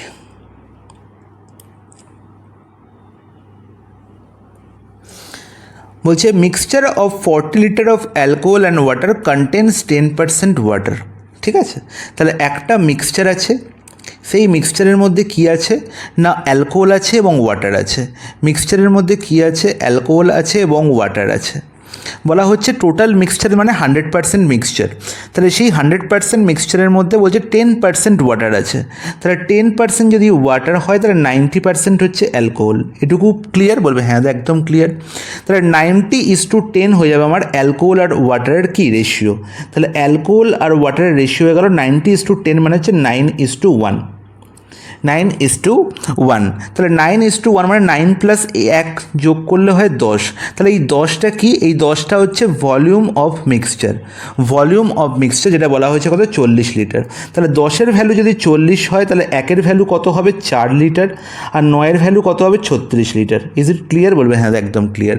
এবার কি করা হলো না এই মিক্সচারের মধ্যে কি পুট করা হচ্ছে না ওয়াটার অ্যাড করা হচ্ছে। ওয়াটার অ্যাড করার ফলে কিছু পরিমাণ ওয়াটার অ্যাড করা হলো, জানি না কতটা ওয়াটার অ্যাড করা হয়েছে সেটাই আমার নির্ণয় করতে হবে। বলেছে ওয়াটার এখন 20% হয়ে গেছে। তাহলে 20%-এর ফ্র্যাকশন ভ্যালু কত? 1/5। তার মানে 5 যদি টোটাল মিক্সচারের ভলিউম হয় তার মধ্যে 1 আছে ওয়াটার। তাহলে 1 যদি ওয়াটার থাকে তাহলে অ্যালকোহল কতটা আছে না 4। হ্যাঁ কি না? বলবে একদম ঠিক। তাহলে 4:1, 4:1 হয়ে গেল এখন অ্যালকোহল আর ওয়াটারের রেশিও। তাহলে আমি এই মিক্সচারে কি অ্যাড করেছি? ওয়াটার অ্যাড করেছি। আমি কি অ্যালকোহল অ্যাড করেছি সামহাও কখনো? বলবে না দাদা একদমই অ্যাড হয়নি। তাহলে অ্যালকোহল যখন অ্যাড হয়নি তাহলে অ্যালকোহল 36 লিটারই আছে মিক্সচারের মধ্যে, একদম ঠিক কথা। তাহলে 4-এর ভ্যালুই কত হবে? 36 হবে। তাহলে কত গুণ করলে 36 হয়? 9 গুণ করলে। তাহলে 1কে 9 গুণ করলে কত হবে? 9 লিটার। তার মানে আমি 4 লিটার আগে ছিল আমার কি ছিল? ওয়াটার। এখন হয়ে গেছে 9 লিটার। তাহলে কত লিটার আমি অ্যাড করেছি না 5 লিটার। তাহলে আমি মিক্সচারের মধ্যে 5 লিটার, অপশান এ হয়ে গেল কারেক্ট আনসার, জল অ্যাড করেছিলাম। Is it clear? তাহলে সবসময় এই ধরনের প্রশ্ন আমার কনসেপ্ট একটাই না, যেটা আমার বাইরে থেকে ইনপুট দেওয়া হচ্ছে সেটা বাদ দিয়ে যেটা ইনপুট দেওয়া হয়নি তাকে ধরে অঙ্ক করব, সে সবসময় কনস্ট্যান্ট থাকবে। বোঝা গেছে? এবার এর পরের দিনের ক্লাসে আমি আর একটা জিনিস ক্লিয়ার করব, সেটা হচ্ছে সেই ধরনের প্রশ্ন মিক্সচারের যেখানে কি হয় না মিক্সচার তুলে নিয়ে অন্য কিছু অ্যাড করা হচ্ছে। এটা একটা খুব গুরুত্বপূর্ণ কনসেপ্ট, এবং এখানে এই পারফরমেন্স যদি n টাইমস করা হয় তখন সেখানে ultimate ratio of water and যেটা মেশানো আছে সেটা কি হবে সেটা নির্ণয় করা কিন্তু খুবই একটা গুরুত্বপূর্ণ পার্ট, এবং এই প্রশ্নটা প্রায়ই রিপিট হয় পরীক্ষায়। এবং এটা মানে চিরন্তন সত্য একটা অঙ্ক, মানে সারা জীবন যতদিন তোমরা চাকরির পরীক্ষা দেবে বা যতদিন তোমরা অঙ্ক করবে ততদিন কিন্তু এই প্রশ্নটা আসতেই থাকবে। ঠিক আছে, তাহলে এখন যেমন এই কনসেপ্টটা তোমাদের ক্লিয়ার করলাম, তখন সেই কনসেপ্টটাও ক্লিয়ার হবে, এটা পরের ক্লাসে আমি অবশ্যই করাবো, এবং এটা পরীক্ষার জন্য খুব important. Is it clear guys? বলবে হ্যাঁ একদম ক্লিয়ার, কোনো অসুবিধা নেই। চলো পরের প্রশ্ন। A computer depreciates at a ratio of 20% PA। Next প্রশ্ন আমরা দেখতে পাচ্ছি, খুবই একটি অসাধারণ প্রশ্ন। একটা কম্পিউটারের দাম 25% করে কমতে থাকে। ডিপ্রিসিয়েট মানে কি? কমা। 25% করে কমতে থাকে। If it was worth 26,000 new, তাহলে নতুন কম্পিউটারের ভ্যালু হচ্ছে 26,000 টাকা। তাহলে how many full years must pass, তাহলে কত বছর, পুরোপুরি 1 বছর কমপ্লিট হলে দেখা যাবে যে এর দাম এর হাফের থেকেও কম হয়েছে, এর দাম এর হাফের থেকেও কম হয়ে গেছে। তাহলে 26,000-এর হাফ করলে হয় 13,000, তাই তো? তার মানে অ্যাকচুয়ালি এই জিনিসটার দাম, জিনিসটার ভ্যালু কি হবে না, লেস দ্যান 13,000 হয়ে যাবে, লেস দ্যান 13,000 হয়ে যাবে। Is it clear? বলবে হ্যাঁ একদম ক্লিয়ার, কোনো অসুবিধা নেই। তাহলে এই যে প্রশ্নটা, এই প্রশ্নটায় কিন্তু এই 26,000-এর কোনো কাজ নেই। ঠিক আছে, এ হচ্ছে তোমাকে কনফিউজ করার জন্য দেয়া হয়েছে। দেখো আমি জাস্ট এই 25% থেকে প্রশ্নের আনসার নির্ণয় করতে পারবো খুব সহজে, খুব ভালো করে দেখবে। তা আমি সবসময় তোমাদের বলেছি একটা কথা, সেটা হচ্ছে কোনো একটা জিনিসের দাম ইনক্রিজ করা হোক বা ডিক্রিজ করা হোক, সেখানে কনসেপ্ট কি লুকিয়ে থাকে না, 25% হারে কী করছে না, ডিপ্রিসিয়েট করছে। তাহলে 25%-এর ফ্র্যাকশন ভ্যালু কি না, 1/4। 25%-এর ফ্র্যাকশন ভ্যালু কি, 1/4। খুব ভালো করে বুঝবে এই 1/4 ভ্যালু, এই 1/4 কথাটার অর্থ কী, যার দাম আজকে 4 আছে, যার দাম আজকে 4 টাকা, 1 বছর পর পার অ্যানাম, এই পিএ মানে হচ্ছে পার অ্যানাম, বা এখানে যদি পার মান্থলি থাকতো, পিএম থাকতো মানে পার মান্থ, এর মানে হচ্ছে প্রত্যেক বছরে, পার অ্যানাম মানে কি, প্রত্যেক বছরে যে জিনিসটার দাম 4 টাকা আজকে, সেটা 1 টাকা কমে যায়, সেটা 1 টাকা কমে যায়, এটার মানে হচ্ছে এটাই। তার মানে আজকে যদি দাম 4 টাকা হয়, তাহলে 1 বছর পরে দাম কমে কত হবে না, 3 টাকা। দাম কমে কত হবে, 3 টাকা। 1 টাকা কমে যাচ্ছে, তাহলে 4 থেকে 1 টাকা কমলে কত দাম হবে, 3 টাকা হবে, এটুকু পরিষ্কার। তার মানে প্রত্যেক বছর দাম কি হয়, 3-এর 4 গুণ হতে থাকে। প্রত্যেক বছর দাম কি হয় না, 3-এর 4 গুণ হতে থাকে। এরপর কথাটা পরিষ্কার সবার। যেমন দেখো আজকে কোনো জিনিসের দাম 40 টাকা, ঠিক আছে, সেটা যদি 1/4 কমে যায়, তাহলে 1/4 কমা মানে কি, 10 কমা, তার মানে কত হলো, 10 কমলো মানে 30 হলো। তাহলে আমরা আলটিমেট 40 × 3-এর 4 করলে, 40 × 3-এর 4 করলে আমি 30ই পেতাম, হ্যাঁ কি না? বলবে হ্যাঁ তো একদম ঠিক, কোনো অসুবিধা নেই। তাহলে প্রত্যেক বছর দাম কি হয়, 1/4 করে কমতে থাকে, মানে কি 4-এ 1 কমে, মানে 3-এর 4 হতে থাকে। এইটুকু বুঝতে পারলেই গল্প শেষ। এইটুকু যদি তুমি বুঝতে পারো তাহলে পুরো গল্প শেষ। এবং এই গল্প আমি তোমাদের পার্সেন্টেজে খুব ভালো করে বুঝিয়েছি, আশা করি তোমরা বুঝতেও পেরেছিলে তখন, এবং জীবনেও ভুলবে না। তার মানে কোনো জিনিসের দাম আজকে যদি n থাকে, সে কি হচ্ছে, প্রত্যেক বছর তার ভ্যালু কি হচ্ছে না, 3-এর 4 হতে থাকছে, প্রত্যেক বছর 3-এর 4 হতে থাকছে, প্রত্যেক বছর 3-এর 4 হতে। এটা হচ্ছে ফার্স্ট ইয়ার। সেকেন্ড ইয়ারে গিয়ে আবার 3-এর 4 হলো, 3-এর 4 হলো, এটা হচ্ছে সেকেন্ড ইয়ার। থার্ড ইয়ারে গিয়ে আবার 3-এর 4 হলো, ঠিক আছে। তার মানে এরম করে 3-এর 4 গুণ হতে হতে বলেছে কখন এই জিনিসটার ভ্যালু যেটা n ছিল, সেটা আলটিমেট কি হয়ে যাবে না, লেস দ্যান n/2 হয়ে যাবে। কখন সেটা লেস দ্যান n/2 হয়ে যাবে, মানে অর্ধেকের থেকেও কম হয়ে যাবে এর ভ্যালু। তার মানে আমাকে একটা কথা বলো, যে জিনিসটার ভ্যালু আজকে 4 টাকা, সেটা 1 বছর পরে তার ভ্যালু হচ্ছে 3 টাকা। তাহলে প্রত্যেক বছর এই গল্প হতে থাকছে, আজকে 4 টাকা, তার মানে পরের বছর 3 টাকা, আজকে 4 টাকা, পরের বছর 3 টাকা। তার মানে প্রত্যেক বছর যদি 3-এর 4 গুণ হতে থাকে, তাহলে আমি বলতে পারি 2 বছর পরে গল্পটা কি হবে, 3-এর 4-এর হোল স্কোয়ার গুণ। আমি এই গল্পই তো তোমাদের শিখিয়েছিলাম যখন তোমাদের আমি কী শিখেছিলাম? কম্পাউন্ড ইন্টারেস্ট শিখেছিলাম, যখন তোমাদের পপুলেশনের অঙ্ক শিখিয়েছিলাম, যখন তোমাদের পার্সেন্টেজ শিখিয়েছিলাম, যে প্রত্যেক বছর 3/4 গুণ হচ্ছে। তার মানে আজকে জিনিসটা ভ্যালু n, সেটা পরের বছর কী হবে?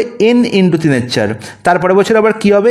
n ইন্টু 3/4 ইন্টু 3/4, তার মানে কি n ইন্টু 3/4 হোল স্কোয়ার। এটুকু বোঝা গেছে। আজকে জিনিসটা ভ্যালু n, সেটা 1 বছর পর কত হবে? n ইন্টু 3/4, সেটা এটা হচ্ছে 1 বছর পরের ভ্যালু। আবার 2 বছর পর কত হবে? না n ইন্টু 3/4, n ইন্টু 3/4 ছিল 1 বছর আগের ভ্যালু, তার ওপর আরও 3/4 হবে, তার মানে ultimate n into 3/4 whole square হবে। এটুকু বোঝা গেছে। প্রত্যেকে বলবে হ্যাঁ একদম ঠিক। তাহলে প্রত্যেক বছর যখন আমি ইনক্রিজ করবো, তার মানে কি 3/4 কী হবে? গুণিতক হতে থাকবে। তার মানে n-তম বছরে গিয়ে জিনিসটার value n into 3/4 whole to the power n হয়ে যাবে। তাহলে এই 3/4 মধ্যেই পুরো গল্প লুকিয়ে আছে। দেখো 3/4 হোল স্কোয়ার করলে কী পাই? তুমি বলবে দাদা 9/16, 9/16। এবার 16-র অর্ধেক করলে কত হয় গো? 8। তাহলে 8 কি 9-এর থেকে ছোট না বড়? তুমি বলে দাদা 8 তো 9-এর থেকে ছোট, তাহলে আমার হতে হবে কি? 9-এর থেকে 9 আমাকে হতে হবে কত? না 8-এর থেকে ছোট। আমাকে জিনিসটার ভ্যালু, আজকে জিনিসটার ভ্যালু 16, সেটা হচ্ছে 2 বছর পর, after 2 years, after 2 years, after 2 years জিনিসটার ভ্যালু কত হচ্ছে? 3/4 হোল স্কোয়ার গুণ 3/4 হোল স্কোয়ার করলে কত হয়? 9/16 হয়। তাহলে আমার জিনিসটার ভ্যালু ছিল 16, হয়েছে 9। আমায় হতে হবে কত? না 16-র অর্ধেকের কম, মানে 16-র অর্ধেকের কম মানে কি? Less than 8। তাহলে 9 কি লেস দ্যান 8? হ্যাঁ কি না? বলবে না দাদা একদমই নয়। তার মানে 2 বছর পরেও কিন্তু জিনিসটার দাম অর্ধেকের কম হচ্ছে না। এই যদি 3 বছর পরে গল্প দেখি, তাহলে কত হয়? 3/4 হোল কিউব, 3/4 হোল কিউব করলে কত হবে? আফটার 3 ইয়ার্স কত হবে? তুমি বলবে 3-এর কিউব হচ্ছে 27, 4-এর কিউব হচ্ছে কত? 64। 64-র অর্ধেক করলে কি হয়? 64-র অর্ধেক করলে হওয়ার কথা 32। তাহলে 27 কি 32-এর ছোটো না বড়? তুমি বলবে 27 তো 32-এর ছোটো। তাহলে আমি পেয়ে গেছি 3 বছর পুরোপুরি কমপ্লিট হওয়ার পরই আমি দেখলাম যে জিনিসটার ভ্যালু তারা অর্ধেকের কম হয়ে গেছে, জিনিসটার ভ্যালু তারা অর্ধেকের কম হয়ে গেছে। তাহলে তুমি কি বলবে? 27 হচ্ছে লেস দ্যান 32, 27 হচ্ছে কি? Less than 32। তার মানে অপশন বি হবে আমার correct answer. Is it clear to everyone? Next প্রশ্ন, if the value of the gold coin is increased by 20% each year, and the percentage increase of the gold coin over 3 years, তাহলে আমি এক্ষুনি তোমাদের বলেছি এই ধরনের প্রশ্নের সমাধান কীভাবে করতে হয়।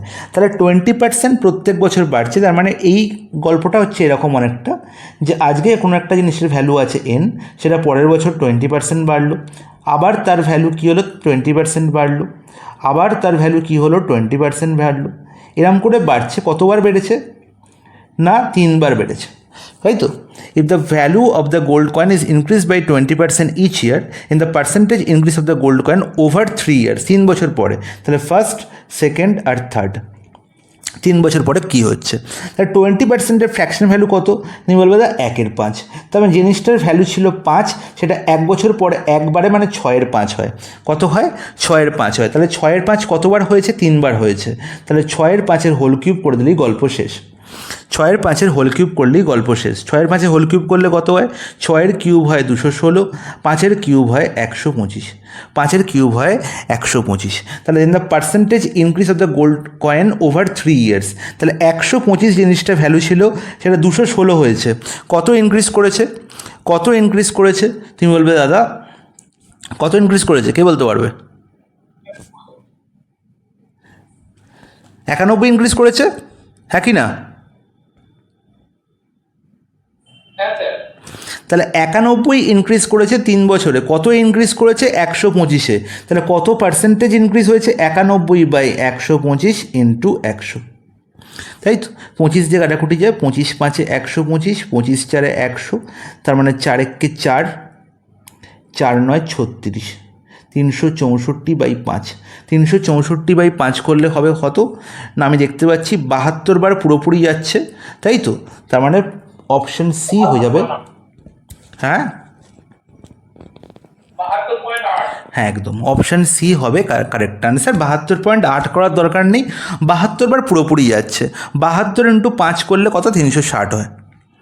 ওকে, তাহলে অপশান সি হয়ে যাবে আমার কারেক্ট আনসার। প্রত্যেকে বুঝতে পেরেছে? বলবে হ্যাঁ, প্রত্যেকে বুঝতে পেরেছি, কোনো অসুবিধা নেই। তাহলে সাকসেসিভের গল্প মানেই হচ্ছে আমি সবসময় এরমভাবে ভাববো, আমার কোনো ফর্মুলা মনে রাখার কিন্তু কোনো প্রয়োজন নেই। ঠিক আছে, কোনো ফর্মুলা দিয়ে কিন্তু আমি এইসব প্রশ্নের গল্প করব না।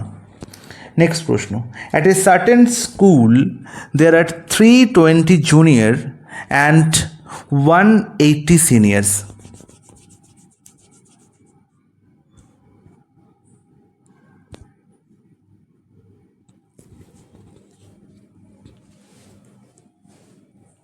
যা প্রত্যেকের দেখো, আজকে এখন বলছে রুম্পা বলছে তার স্ক্রিন খারাপ হয়ে গেছে,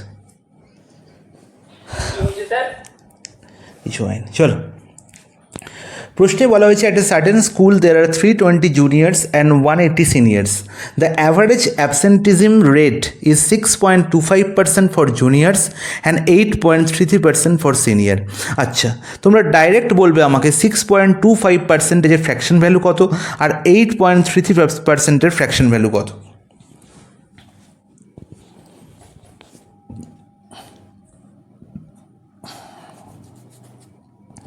6.25, ভেরি গুড। 6.25% এর মানে হচ্ছে 6.14%, আর 6.14% মানে হচ্ছে কত, 1/16।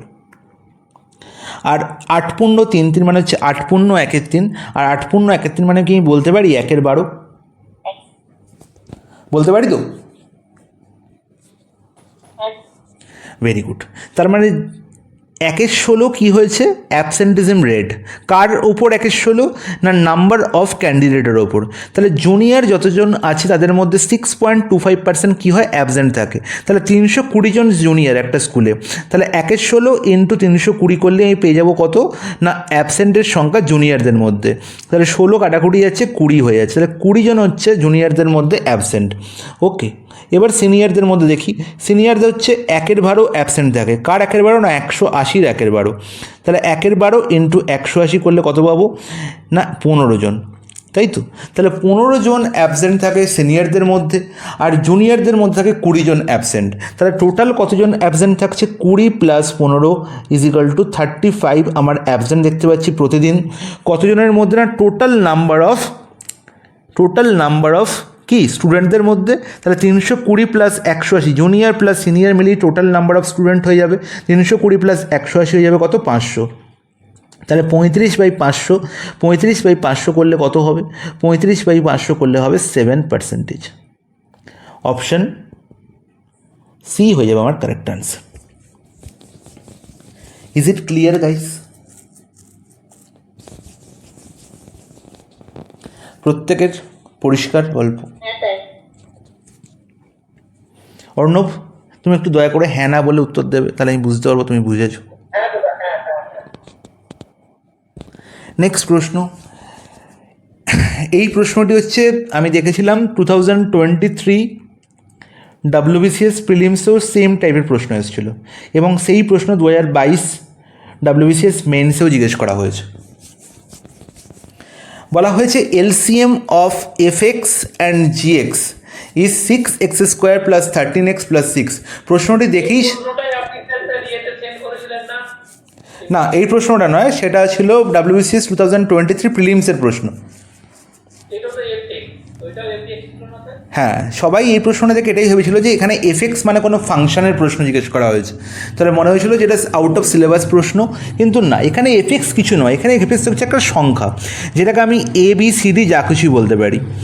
ঠিক আছে, তাহলে fx যদি a ধরি আর gx যদি b ধরি, তাহলে বলতে পারি a আর b এর এলসিএম হচ্ছে কত, 6x² 13x + 6। এবং বলা হয়েছে then which of the following cannot be HCF of fx and gx। নিচের 4টে অপশানের মধ্যে কোনটা এই a আর b অথবা fx আর gx এর HCF হতে পারে না, সেটা আমাকে নির্ণয় করতে হবে। কোনটা HCF হতে পারে না, ক্যানট বি, কোনটা হতে পারে না, খুব ভালো করে বুঝবো।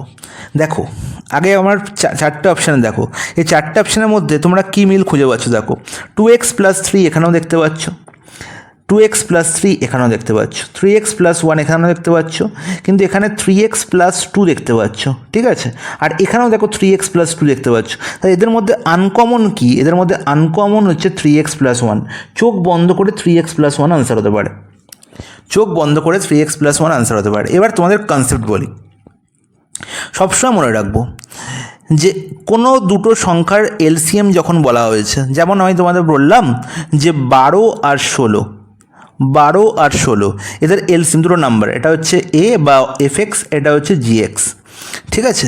এদের এলসিএম কত? তুমি বলবে এদের এলসিএম হচ্ছে দাদা 48, ঠিক আছে? এদের এইচসিএফ কত? এদের এইচসিএফ কত কি বলবে? এদের এইচসিএফ হবে, তুমি বলবে 4, তাই তো? তাহলে এইচসিএফ হচ্ছে সেই সংখ্যা, এইচসিএফ হচ্ছে সেই সংখ্যা যে সংখ্যা 12কেও পুরোপুরি ভাগ করে, 16কেও পুরোপুরি ভাগ করে এবং 48কেও পুরোপুরি ভাগ করে, 48কেও পুরোপুরি ভাগ করে। তার মানে এই এলসিএমের মধ্যে 4 অবশ্যই লুকিয়ে থাকবে অ্যাজ এ ফ্যাক্টর। তার মানে অবশ্যই 48-এর একটি ফ্যাক্টর 4 অবশ্যই হবে। Similarly 6x² plus 13x plus 6-এর মধ্যেও সেই ফ্যাক্টর লুকিয়ে থাকবে যে হচ্ছে এদের এইচসিএফ, যে হচ্ছে এদের এইচসিএফ।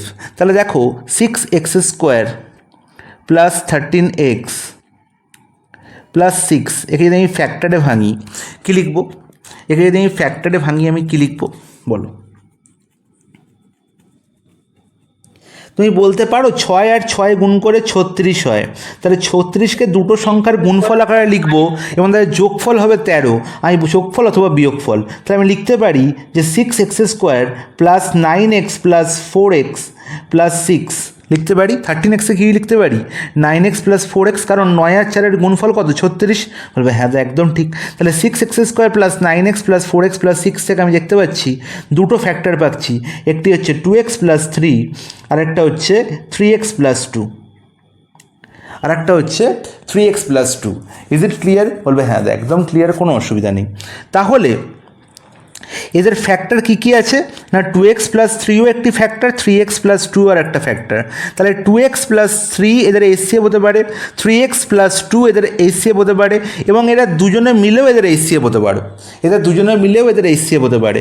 তার মানে কি এই 2x প্লাস 3, আচ্ছা কখন দুজনে মিলে এইচসিএফ হতে পারে? কখন দুজনে মিলে এইচসিএফ হতে পারে? এটা কি করে সম্ভব? তোমার প্রশ্ন হওয়া উচিত যে দুটো সংখ্যার ফ্যাক্টর কী কী বলে? 2x প্লাস 2 একটা ফ্যাক্টর, 3x প্লাস 2 একটা ফ্যাক্টর। তাহলে দুজনে মিলে কী করে এইচসিএফ হতে পারে? এটা দুজনে মিলে এইচসিএফ হওয়া মানে কি এলসিএম ইজিক্যাল টু এইচসিএফ হয়ে যাওয়া, এলসিএম ইজিক্যাল টু এইচসিএফ হয়ে যাওয়া। এটা কখন সম্ভব?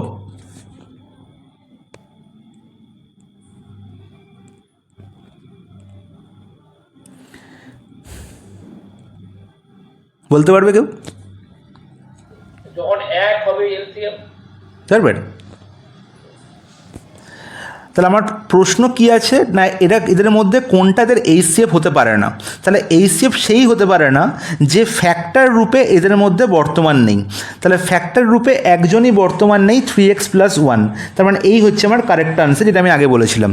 এবার তোমাদের বলি যে কেন 2x plus 3 into 3x plus 2, এদের গুণ করলে তো আলটিমেট এলসিএমই হবে। তার মানে এলসিএম আর এইচসিএফ তো সমান হয়ে যাবে। সেটা কি করে সম্ভব?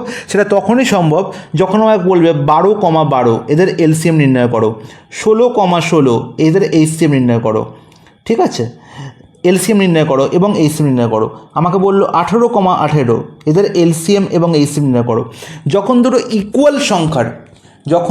ইকুয়াল সংখ্যার এলসিএম অথবা এইচসিএম নির্ণয় করতে বলবে, সবসময় মনে রাখবো এদের এলসিএম এবং এইচসিএফ একই হবে। বলো হবে? আমাকে এখানে থ্যাট ব্যাটা বললেন, আমি যখন দুটোই বললাম দুটোই এক, দুটো আমি যখন বললাম দুটো সংখ্যাই এক, তখন কেন আপনি বললেন থ্যাট ব্যাটা? আমি ভাবলাম দুটো সংখ্যা তুমি এক বলেছ, আর তুমি দুটো সংখ্যা এক বলো না, তুমি এলসিএম এক বলেছো বাই এনি চান্স। না আমি বললাম এক, মানে এক বলতে আমি বলছি না না না না না, আমি রেকর্ডিংটা শুনবো, তুমি এলসিএম এক বলেছো, হ্যাঁ কি না? মানে আমি এইটাই মানে মিন করতে চেয়েছিলাম, আপনি যেটা লিখেছেন এটা। তাহলে মিন করতে চাও আর বলাটা কি এক? না স্যার নাই। চলো নেক্সট প্রশ্ন। বোঝা গেছে? প্রত্যেকে বুঝতে পেরেছি প্রশ্নটা? প্রত্যেকে প্রশ্নের সলভ বুঝতে পেরেছে? সলভটা খুব ভালো, কাজে লাগলো, এটা জানতাম না। নেক্সট প্রশ্ন। এ began a business with rupees 10,500 and joined and is joined afterwards by B with rupees 18,000. আচ্ছা, তাহলে এখানে দুজনের বিজনেস স্টার্ট করছে, এ আগে স্টার্ট করছে, বি পরে এসে জয়েন করছে। After how many months did B join if the profit at the end of the year is divided equally? তাহলে যখনই কথাটা বলেছে যে 1 বছর পরে প্রফিট ইকুয়ালি ডিভাইড করা হয়েছে, এর মানে প্রফিট রেশিও কী হয়েছে? প্রফিট রেশিও হয়েছে 1:1। প্রফিট রেশিও কী হয়েছে? 1:1। এটাই আমাকে মনে রাখতে হবে। তাহলে আমি দেখতে পাচ্ছি এখানে 10,500 নিয়ে প্রথমে জয়েন করেছে এ, তার মানে অবভিয়াসলি ইনভেস্টমেন্ট রেশিও অফ এ হবে কি না 10,500 ইন্টু 12, মানে এর টাকা পুরোপুরি 1 বছর বিজনেসে বিনিয়োগ হয়েছে। তার মানে যখনই আমি প্রফিট রেশিও নির্ণয় করব তখন আমাকে ইনভেস্টমেন্ট রেশিও নির্ণয় করতে হবে। তাহলে investment of A is equal two 10,500 into 12, এটা হচ্ছে এর ইনভেস্টমেন্ট। ওকে, তাহলে বি এর টাকা কদিন খেটেছে এই পুরো বিজনেসে, বি কদিন পরে জয়েন করেছে সেটা আমার দেখার দরকার নেই। আমি শুধু লিখলাম যে বি এর টাকা হচ্ছে 18,000 এবং তার টাকা আমি ধরলাম n মান্থ খেটেছে এবং আলটিমেট এদের রেশিও হচ্ছে 1:1। এর মানে হচ্ছে 10,000 into 12 is equal two 18,000 into n। এটা হচ্ছে মেন গল্প। এখান থেকে দুটো শূন্য তোমরা আগেই অমিট করে দাও। তাহলে আলটিমেট কী হয়ে গেল না 105 ইন্টু 12 ইজ ইকাল টু হয়ে গেল কি না n ইন্টু 180, n ইন্টু 180।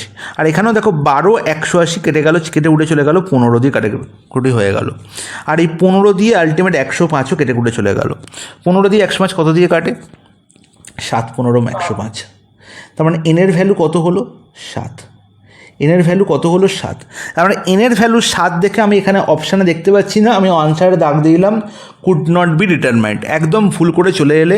তোমায় কি বলা হয়েছিল না কতদিন পরে if the profit at the end of the year divided equally, আমার নির্ণয় করেছিল কি না বি কতদিন পরে জয়েন করেছিল। After how many months did B join, after how many months did B join. তাহলে এ জয়েন করার কতদিন পরে বি জয়েন করেছিল? বি এর টাকা 7 মাস পুরো বিজনেসে বিনিয়োগ হয়েছে। তাহলে বি আলটিমেট কতদিন পরে জয়েন করেছে না টোটাল 12 মাসের মধ্যে 7 মাস টাকা পুরো ব্যবসায় খেটেছে। তার মানে 12 - 7, 5 মাস তার টাকা বিজনেসে খাটেনি। তার মানে 5 মাস সে কী ছিল? বিজনেস থেকে বাইরে ছিল। তার মানে সে 5 মাস পরে বিজনেসে জয়েন করেছে। অপশান সি হয়ে যাবে কারেক্ট আনসার। তাই কখনোই কিন্তু এখানে এনের ভ্যালু 7 বেরোনো মানেই 7 অপশানে দেখলাম একদম টিক করে দিয়ে চলে এলাম, প্রশ্নে কিন্তু আনসার ভুল হয়ে চলে আসবে। ঠিক আছে, মাথায় রাখবে, এটা খুব ভালো একটা ইম্পর্টেন্ট পয়েন্ট।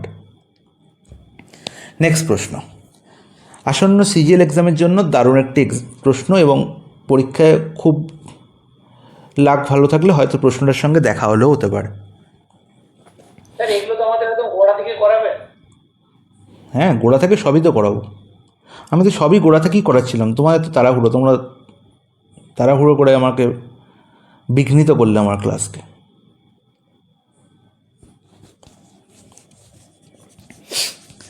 প্রশ্নে কি বলা হয়েছে এখানে? পিকচারটি একটু হেজি বলে আমি আবার নতুন করে এখানে পিকচার ড্র করছি।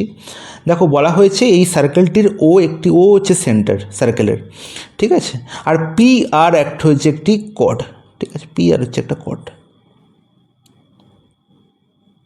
ওকে, এখানে একটা পয়েন্ট কিউ দেওয়া হয়েছে, পি কিউ এবং কিউ আর অ্যাড করে দেওয়া হলো। ওকে, এবং এর সঙ্গে পিও অ্যাড করে দেওয়া হলো এবং ও আরও অ্যাড করে দেওয়া হলো। খুব ভালো কথা। বলা হয়েছে পি কিউ আর এই কোণটির ভ্যালু হচ্ছে 120 ডিগ্রি। এই কোণটির ভ্যালু হচ্ছে কত? 120 ডিগ্রি। নির্ণয় করতে বলা হয়েছে ও পি আর মানে হচ্ছে এই কোণটির ভ্যালু কত হবে। ও পি আর এর ভ্যালু আমার নির্ণয় করতে হবে। আচ্ছা, সবসময় মনে রাখবো যে যদি পি কিউ আর হয় আমার 120 ডিগ্রি, তাহলে এখানে যদি একটা পয়েন্ট আমি ধরি, সাপোজ এই পি আর চাপের উপর যে কোনো জায়গায় একটা পয়েন্ট আমি ধরলাম, এই পয়েন্টের নাম দিলাম আমি হচ্ছে টি, এবং সেই টি এর সঙ্গে যদি আমি পি পয়েন্ট এবং আর পয়েন্টকে অ্যাড করে দিই, তাহলে এখন যে পি কিউ আর টি এই চতুর্ভুজটা দেখতে পাচ্ছ, কী নাম বললাম? পি কিউ আর টি। এই চতুর্ভুজটা দেখতে পাচ্ছ, এই চতুর্ভুজটা হচ্ছে একটি সাইক্লিক কোয়াড্রিল্যাটারাল বা বৃত্তীয় চতুর্ভুজ। আমি পুরোটা লিখছি না, সাইক্লিক কোয়াড্রিল্যাটারাল বা বৃত্তীয় চতুর্ভুজ। আর বৃত্তীয় চতুর্ভুজের কনসেপ্ট কি বলে না, বৃত্তস্থ একটি চতুর্ভুজ বা সাইক্লিক কোয়াড্রিল্যাটারালের অপোজিট কোণের যোগফল সবসময় কি হয়? 180 হয়। তার মানে কিউ কোণ প্লাস টি কোণ ইজ ইকাল টু 180 হবে, এবং পি কোণ প্লাস আর কোণও হবে 180। তাহলে কিউ কোণের ভ্যালু বলা হয়েছে 120, তাহলে টি কোণের ভ্যালু কত হবে? টি কোণের ভ্যালু হয়ে যাবে কত না 60 ডিগ্রি। টি কোণের ভ্যালু কত হয়ে যাবে না 60 ডিগ্রি। 120 প্লাস 60 যোগ করি 180 হয়। এবার টি এর ভ্যালু যদি 60 ডিগ্রি হয়, তাহলে দেখো এই পি আর চাপের ওপর, পি আর চাপের ওপর পি ও আর হচ্ছে কেন্দ্রস্থ কোণ, আর এই পি আর চাপের ওপর পি টি আর হচ্ছে পরিধিস্থ কোণ বা অ্যাঙ্গেল অ্যাট সার্কামফারেন্স। আর আমরা সবাই জানি যে কেন্দ্রস্থ কোণ কী হয়? পরিধিস্থ কোণের অর্ধেক, পরিধিস্থ কোণের দ্বিগুণ। তাহলে 60-এর দ্বিগুণ করলে কত হবে? 120 ডিগ্রি হয়ে যাবে। তার মানে পি ও আর এর ভ্যালু কত হয়ে গেল? 120 ডিগ্রি। এবার যদি তোমরা একটু ভালো করে মন দিয়ে দেখো, এই ওপি আর ও আর এরা আলটিমেট কিছুই নয়, এরা হচ্ছে সার্কেলের রেডিয়াস। তাহলে যদি এরা রেডিয়াস হয়, তাহলে পি ও আর ট্রায়াঙ্গেলের মধ্যে, ইন ট্রায়াঙ্গেল পি ও আর, খুব ভালো করে দেখবে, এই পি ও আর ট্রায়াঙ্গেলের মধ্যে দুটো সাইড হচ্ছে ইকুয়াল। তার মানে এটা কি? সমদ্বিবাহু ত্রিভুজ। আর একটি সমদ্বিবাহু ত্রিভুজের যে দুটো বাহু ইকুয়াল হবে তাদের অপোজিট কোণও সমান হবে। তার মানে এই কোণটার সঙ্গে এই কোণটা সমান হবে। তার মানে এখানে ও পি আর কোণের সঙ্গে অবশ্যই ও আর পি এই কোণটি সমান হবে। আমি দেখতে পাচ্ছি ও কোণের ভ্যালু হচ্ছে 120, তার মানে বাকি দুটো কোণের যোগফল কত? 60 ডিগ্রি, কারণ ট্রায়াঙ্গেলের তিনটে কোণের যোগফল হয় 180। তাহলে পি কোণ আর আর কোণ সমান এবং এদের যোগফল হচ্ছে 60। তাহলে পি কোণের ভ্যালু কত হবে? তুমি বলবে 30 ডিগ্রি। দাদা কত ডিগ্রি? 30 ডিগ্রি। কী করে এলো না 60 ডিগ্রি বাই 2 করে। অপশান সি হয়ে যাবে correct answer. Is it clear guys? প্রত্যেকে বুঝতে পেরেছে আশা করি। কারোর কোনো ডাউট থাকার কথা নয়। Any doubt? না স্যার।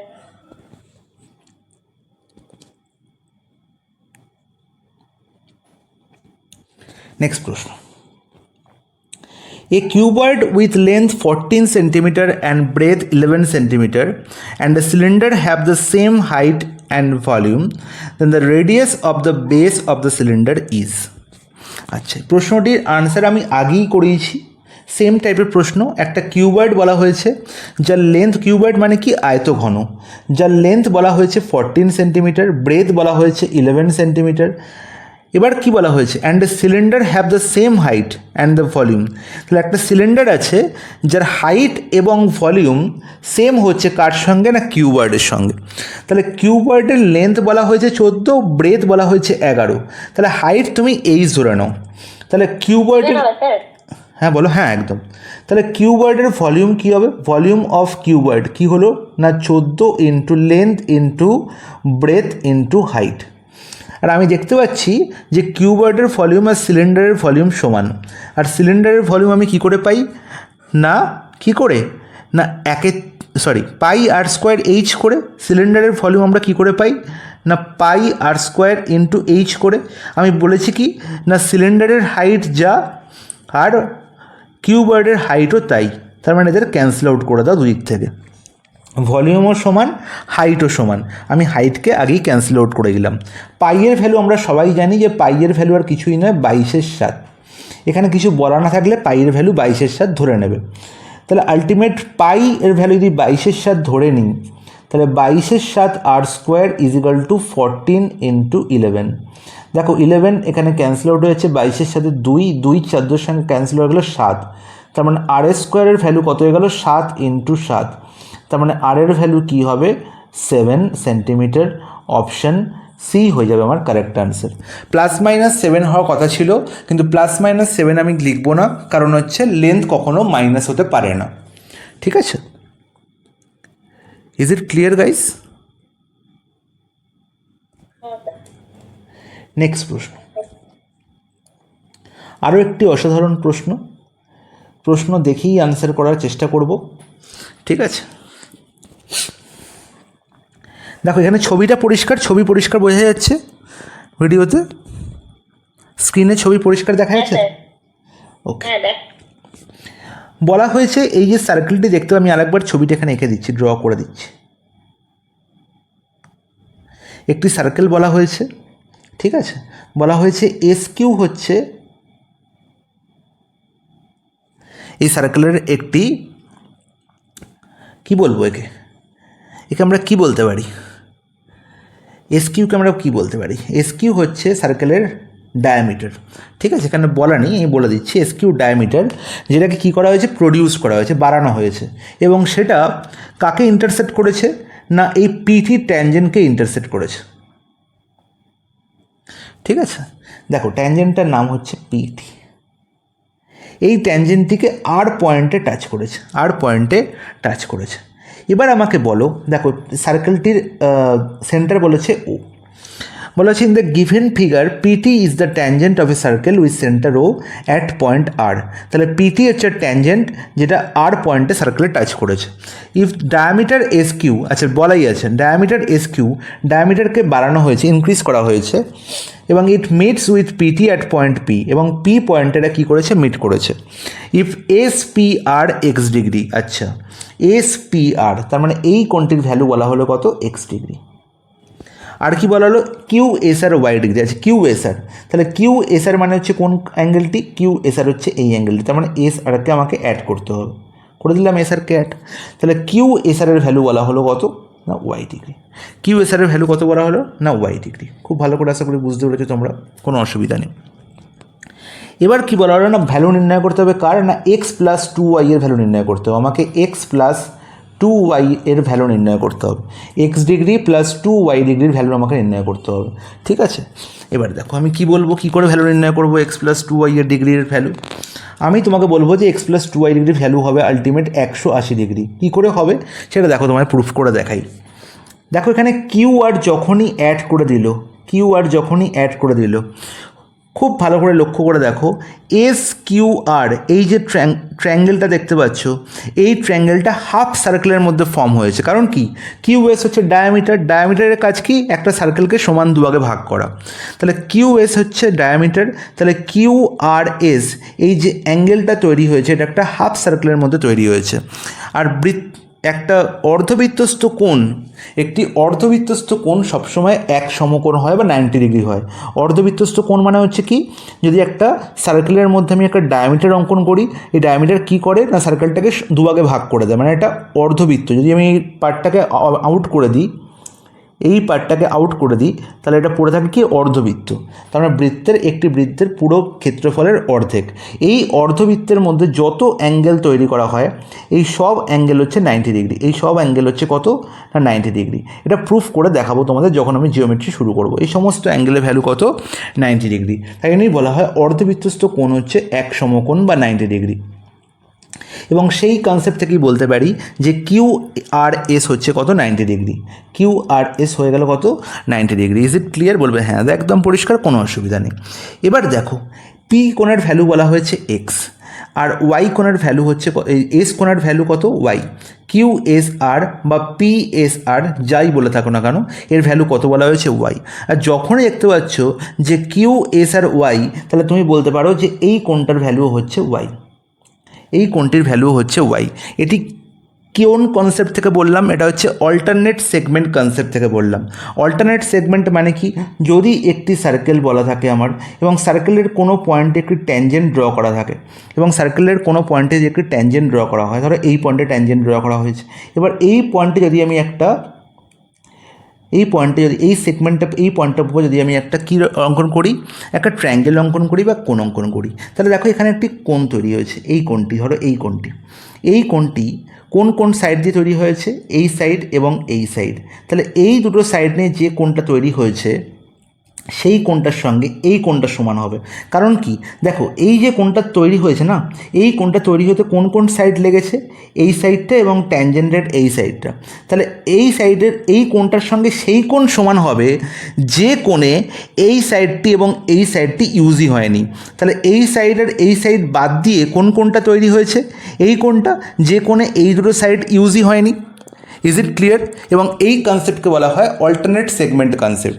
এবার তুমি বলো তাহলে এই কোণটার সঙ্গে কোন কোণটা সমান হবে, তাহলে তুমি বলো যে এই কোণটা কোন কোন সাইড ইউজ হয়েছে, এই সাইডটা এবং এই সাইডটা। তাহলে এই দুটো সাইড ইউজ হয়েছে এই কোণটায়, তাহলে এই সাইডটা মানে এই দুটো সাইড বাদ দিয়ে বাকি কোন সাইড পড়ে আছে, এই সাইডটি। তাহলে এই সাইডের সঙ্গে কোন কোণটা তৈরি হয়েছে, এই সাইডটা। তার মানে এই কোণটার সঙ্গে এই কোণটি সমান। এটি হচ্ছে অল্টারনেট সেগমেন্ট কনসেপ্ট।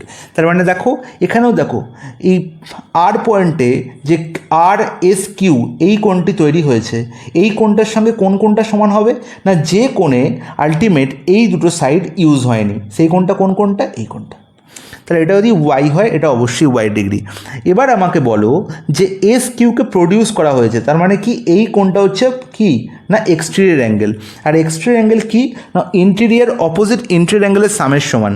তাহলে এই অ্যাঙ্গেলটার সঙ্গে কোন অ্যাঙ্গেলটা সমান হবে না 90 প্লাস ওয়াই, 90 প্লাস ওয়াই, এই দুটো কোণের যোগফলের সঙ্গে সমান হবে।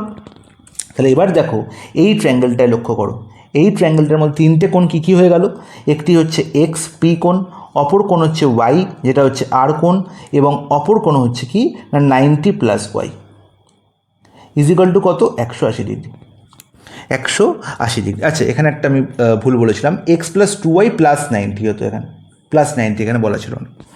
তাহলে এক্স প্লাস, দেখো এখানে যোগ করলে কী হচ্ছে, x plus 2y plus 90 is equal to 180। তাহলে 180 মাইনাস 90 করলে কত হয়, 90 ডিগ্রি। তাহলে এক্স প্লাস 2 এর ভ্যালু কত বেরোলো, 90 ডিগ্রি। অপশান এ হয়ে গেল আমার কারেক্ট আনসার। কারোর কোনো ডাউট?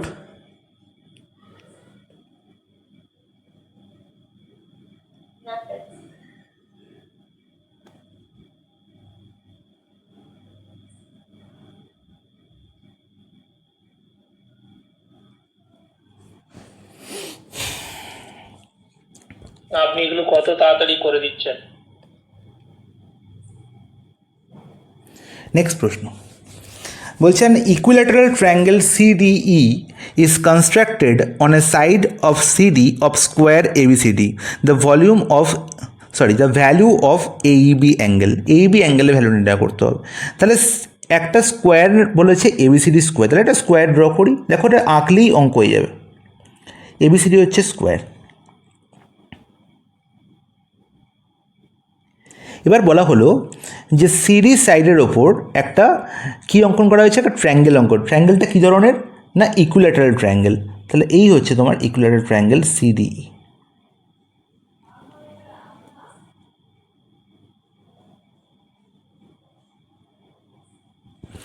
ঠিক আছে, তাহলে এই হলো সিডিই। এবার তোমাদের যেটা জানতে হবে যে আমাকে AEB নির্ণয় করতে বলেছে। এবার গল্প হচ্ছে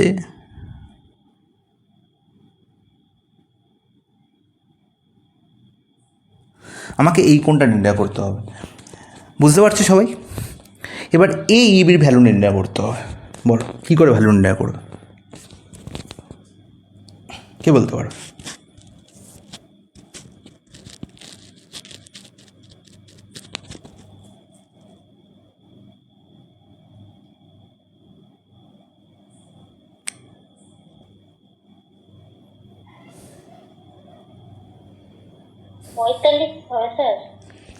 কী করে হবে দেখো, খুব ভালো করে লক্ষ্য করো, এক্সপ্লেন করতে পারবো না, খুব ভালো করে লক্ষ্য করে দেখো। দেখো এই যে সিডিই ট্রায়াঙ্গেলটি বলা হয়েছে, এটা ইকুইল্যাটারাল ট্রায়াঙ্গেল বলা হয়েছে। তাহলে ইকুইল্যাটারাল ট্রায়াঙ্গেল মানে কি, ইকুইল্যাটারাল ট্রায়াঙ্গেল মানে যে তিনটে সাইডই সমান, তার মানে এই সাইডের সঙ্গে এই সাইডের সঙ্গে এই সাইডের সমান, তিনটে সাইড সমান। আর আমি দেখতে পাচ্ছি সিডি সাইডটি কি এই স্কোয়ারের একটি সাইড, আর স্কোয়ারের সাইড কি প্রত্যেকটা সমান হয়। তার মানে এডির লেন্থ যদি এ হয় তাহলে সিডির লেন্থও এ, তার মানে বিসির লেন্থও এ, তার মানে এবির লেন্থও এ, তার মানে ডির লেন্থও এ, তার মানে সির লেন্থও এ। এটুকু বোঝা গেল, প্রত্যেকটা সাইড হয়ে গেল সমান। তাহলে যখনই আমি এবার দেখছি এই এ ডি ই ট্রায়াঙ্গেল, এই ট্রায়াঙ্গেলটির দিকে লক্ষ্য করো। এই ট্রায়াঙ্গেলটিতে কি হয়েছে, এই ট্রায়াঙ্গেলটিতে কি হয়েছে না এই দুটো সাইড হয়ে গেছে সমান, এই দুটো সাইড হয়ে গেছে সমান, তার মানে এই কোণটি সমান হবে। হ্যাঁ কি না বলবে? হ্যাঁ একদম ঠিক। তাহলে যখনই এই দুটো কোণ সমান হলো, আমি একটু আগেই বলেছি সমদ্বিবাহু ত্রিভুজে কী হয়, সমান বাহুর বিপরীত কোণ সমান হয়। তার মানে এই দুটো কোণ যদি সমান হয় তাহলে আমার এই পুরো কোণটির ভ্যালু কত? আমি জানি স্কোয়ারের একটি কোণ হয় 90 ডিগ্রি, তার মানে এইটুকু 90 ডিগ্রি আর এটুকু হচ্ছে 60 ডিগ্রি। তাহলে এই পুরো কোণটা, এই পুরো কোণ বলতে আমি অ্যাঙ্গেল এ ডি ইর কথা বলছি। অ্যাঙ্গেল এ ডি ইর ভ্যালু কত হলো না 150 ডিগ্রি। ইজ ইট ক্লিয়ার বলবে? হ্যাঁ একদম ক্লিয়ার।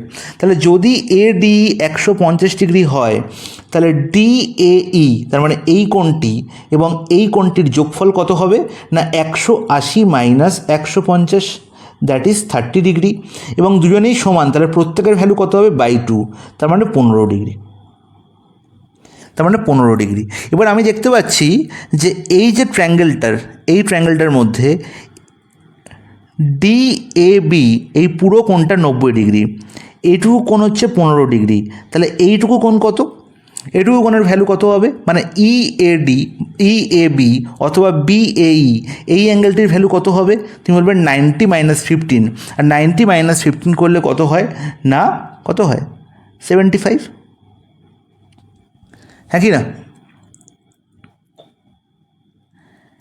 বলো? হ্যাঁ কি না গাইস? হ্যাঁ 75 থেকে 15 বাদ দাও। হ্যাঁ তাহলে এটা যদি 75 ডিগ্রি হয় তাহলে ইন সেম কনটেক্সট আমি একই কনসেপ্ট ইউজ করে আমি বলতে পারি যে এই কোণটির ভ্যালু হবে 75 ডিগ্রি।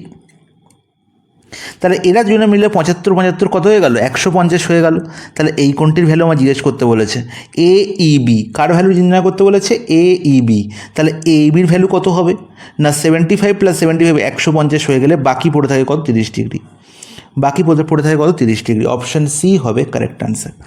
এবার আমি তোমায় একটা কথা বলি যে অনেক জায়গাতেই অনেক বইয়েতে এটা সাধারণত একটি তোমার ইউপিএসসি লেভেলের একটা প্রশ্ন এসেছিল, এবং এই প্রশ্নটি সাধারণত আমি দেখেছিলাম যখন আমি এনসিআরটির বই ফলো করতাম বা যখন আমি 8, 9, 10 সিবিএসসি বোর্ডের পড়াতাম বাচ্চাবেলায়, তখন আমি এই প্রশ্নটা আমি সেখানে দেখেছিলাম, এবং সেখানে বইয়ের ডাইরেক্ট এটা প্রুফ করা ছিল, এটা একটা এক্সট্রা, সেখানে এটা প্রুফ করা ছিল। প্রুফটা হচ্ছে এরকম যে আলটিমেট এই কোণটার, এই দুটো কোণের প্রথমে দেখালাম না, এই কোণটার যোগফল যা মানে এডির ভ্যালু ছিল 150, বাকি ছিল কোন পার্টটা না এই কোণটা, তার মানে কি কোন দুটো কোণ না ডি এ ই এবং ডিইএ, ডিএই প্লাস ডিইএ, এদের যোগফল ছিল কত 180 মাইনাস 50 30 ডিগ্রি, আর এই 180 minus 50 30 degree is equal to কী হবে না এই কোণটির ভ্যালু হবে। এটা ডাইরেক্ট টেক্সট, এবং এটা অনেক তুমি অনেক জায়গাতে দেখবে ডাইরেক্ট এই লাইনতেই বলা আছে এর ভ্যালু 30 ডিগ্রি হবে, কিন্তু কেন হবে সেটা জানা খুব দরকার, এবং সেই প্রুফটা হচ্ছে এই প্রুফটা।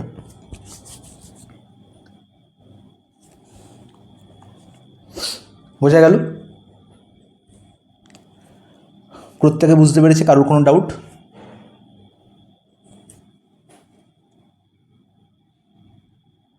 Doubt guys? তো প্রচুর স্যার, আবার দেখতে হবে নাহলে এই ডাউট। না তোমাকে বাদ দিয়ে বলছি। শ্রেয়সী স্যার একটু আরেকবার বুঝালে ভালো হয়। কোনখানটা? পুরোটাই আটকে গেছিল প্রথমের দিকে একটু। কে বুঝতে পেরেছো? হ্যাঁ স্যার আমি বুঝতে পেরেছি।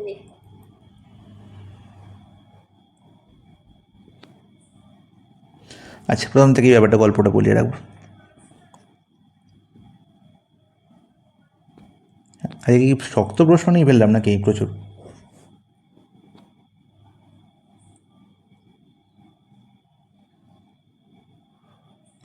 এই হচ্ছে একটি স্কোয়ার যার নাম দিলাম আমি ABCD। তুমি ওপরেও ABCD দিতে পারো, যেরকমভাবে খুশি। সিডি সাইডের ওপর একটি ইকুইল্যাটারাল ট্রায়াঙ্গেল বা সমবাহু ত্রিভুজ অঙ্কন করা। এটা সমবাহু ত্রিভুজ। সমবাহু ত্রিভুজের প্রত্যেকটা সাইড সমান, তার মানে প্রত্যেকটা কোণ কী হবে, 60 ডিগ্রি করে হবে। এটুকু জ্ঞান সবারই আছে, তাই তো? তাহলে এবার আমরা দেখতে পাচ্ছি যে আমাকে নির্ণয় করতে হবে AEB কোণের ভ্যালু। তাহলে AEB কোণ কী করে তৈরি হবে? যদি আমি এই AE লাইনটাকে আমি অ্যাড করে দিই এবং BE লাইনকে অ্যাড করে দিই, তবেই হবে আমার AEB কোণ। তবেই হবে আমার AEB কোণ। ইজ ইট ওকে? এটুকু পরিষ্কার? আচ্ছা, তাহলে AEB অ্যাঙ্গেল বার করার জন্য আমাকে এই কোণটির ভ্যালুও জানতে হবে, এই কোণটির ভ্যালুও জানতে হবে। আমরা জানি একটি স্কোয়ারের প্রত্যেকটা কোণ 90 ডিগ্রি করে হয়, তার মানে এই কোণটির ভ্যালু কত? 90 ডিগ্রি। এই কোণটির ভ্যালু কত? 90 ডিগ্রি। তার মানে ADC কোণ 90 ডিগ্রি। এবার তোমরা শুধু ফোকাস করো এই ট্রায়াঙ্গেলটার উপর। কোন ট্রায়াঙ্গেলের উপর? Triangle ADE। ট্রায়াঙ্গেল ADE, এই ট্রায়াঙ্গেলটির মধ্যে দেখতে পাচ্ছ, তোমরা দেখতে পাচ্ছ যে ডিসি সাইডের ওপর সমবাহু ত্রিভুজ অঙ্কন করা হয়েছে DCE। তার মানে DC is equal two DE is equal two হচ্ছে CE। তার মানে DC যদি A ইউনিট হয়, DEও A এবং CEও A, তার মানে ADও A, তার মানে ABও A, তার মানে BCও A, কারণ এটা স্কোয়ারের প্রত্যেকটা বাহু হচ্ছে সমান। এবার দেখতে পাচ্ছি ADE, এই ট্রায়াঙ্গেলটার মধ্যে AD সমান হচ্ছে কি এই, কারণ কি এদের প্রত্যেকের লেন্থ হচ্ছে A ইউনিট করে। তাহলে যদি এদের দুটো বাহু সমান হয়, তার মানে এটি সমদ্বিবাহু ত্রিভুজ, আর সমদ্বিবাহু ত্রিভুজের সমান কোণের বিপরীত কোণ সমান হবে। তার মানে এই কোণটির সঙ্গে এই কোণটিও সমান হবে। ইজ নট ইট? বলবে হ্যাঁ, একদম ঠিক। এবার দেখতে পাচ্ছি কি না, ADC কোণ 90 ডিগ্রি আর এই কোণটি হচ্ছে 60 ডিগ্রি। আমি আগেই বলেছি সমবাহু ত্রিভুজের প্রত্যেকটা কোণ 60 ডিগ্রি। তাহলে 90 + 60 150 ডিগ্রি হচ্ছে 150 ডিগ্রি হচ্ছে অ্যাঙ্গেল ADE এর ভ্যালু, তাই তো? অ্যাঙ্গেল ADE কত হলো না? 150 ডিগ্রি। তাহলে রিমেনিং যে দুটো অ্যাঙ্গেল পড়ে আছে, তার মানে angle DAE plus angle DAE আর DEA, এদের ভ্যালু কত হলো না? 180 - 150, that is 180 degree minus 150 degree, that is 30 degree. আবার এই দুটো কোণ সমানও বটে, তাহলে এদের যোগফল 30। তাহলে এদের যোগফল যদি 30 হয় এবং প্রত্যেকের ভ্যালু যদি সমান হয়, তাহলে বলবো প্রত্যেকের ভ্যালু কত ডিগ্রি করে? 15 ডিগ্রি করে, হ্যাঁ কি না? তাহলে যদি প্রত্যেকের ভ্যালু 15 ডিগ্রি হয়, তার মানে আমি দেখতে পাচ্ছি এই কোণটির ভ্যালু কত হবে? আমি জানি পুরো কোণটা 90 ডিগ্রি, তাহলে এটুকুর ভ্যালু হবে কত? 75 ডিগ্রি। তাহলে যদি এখানে এই কোণটির ভ্যালু 75 ডিগ্রি হয়, সেম কনসেপ্ট ইউজ করে আমি এর ভ্যালু বলতে পারি 75 ডিগ্রি। তাহলে এদের যোগফল হয়ে গেল আবার 150, তার মানে এই কোণটির ভ্যালু কত হবে? 30 ডিগ্রি। Option C. এবার বোঝা গেছে? হ্যাঁ, তাই আছে, বুঝেছি। Question number 18. In a zoo there are lions and parrots. If counted there are 100 heads and 290 legs. How many parrots are there? আমি বলেছিলাম আগের দিনই যে এই কনসেপ্টের প্রশ্ন আমি পরের দিনও দেখাবো, এবং এই কনসেপ্টের একটা প্রশ্ন আমি আগের দিনের ক্লাসে করেওছিলাম। একটা চিড়িয়াখানায় কি আছে? লায়ন আছে এবং প্যারট আছে, ঠিক আছে? বলছে যাদের কাউন্ট করা হয়, তাহলে দেখতে পাচ্ছি আমি 100টা হেড দেখতে পাচ্ছি। লায়নেরও একটা হেড মাথা, প্যারটেরও একটা মাথা, তার মানে total number of lion plus parrot আমি করলে কত পাবো না? 100ই পাবো। এতে আমার কোনো প্রবলেম নেই। কিন্তু দুঃখের বিষয়, লায়নের নাম্বার অফ লেগস হচ্ছে 4টে আর প্যারটের নাম্বার অফ লেগস হচ্ছে 2টো, তাই তো? তাহলে যদি আমি ভেবে নিই যে এই 100টা টোটাল নাম্বার অফ হেড বা 100টা টোটাল এখানে হেড ভাববই না, আমি টোটাল কাউন্ট ভাববো। যে টোটাল কাউন্ট যদি 100 হয়, তার মানে আমি ধরে নিই টোটাল সবাই যদি লায়ন হয়, তাহলে নাম্বার অফ লেগ কতগুলো হচ্ছে না? 4 × 100, 400টা। আবার যদি ধরি যে না, লায়ন একটাও নেই, সবাই হচ্ছে প্যারট, তাহলে নাম্বার অফ লেগ কত হবে? 2 × 100, 200টি। কিন্তু অ্যাকচুয়াল নাম্বার অফ লেগ বলা হয়েছে কত না 290টি। অ্যালিগেশন প্যাটার্ন বোঝা গেল, অ্যালিগেশন প্যাটার্ন। তাহলে এবার দেখো অ্যালিগেশন করে ফেলো।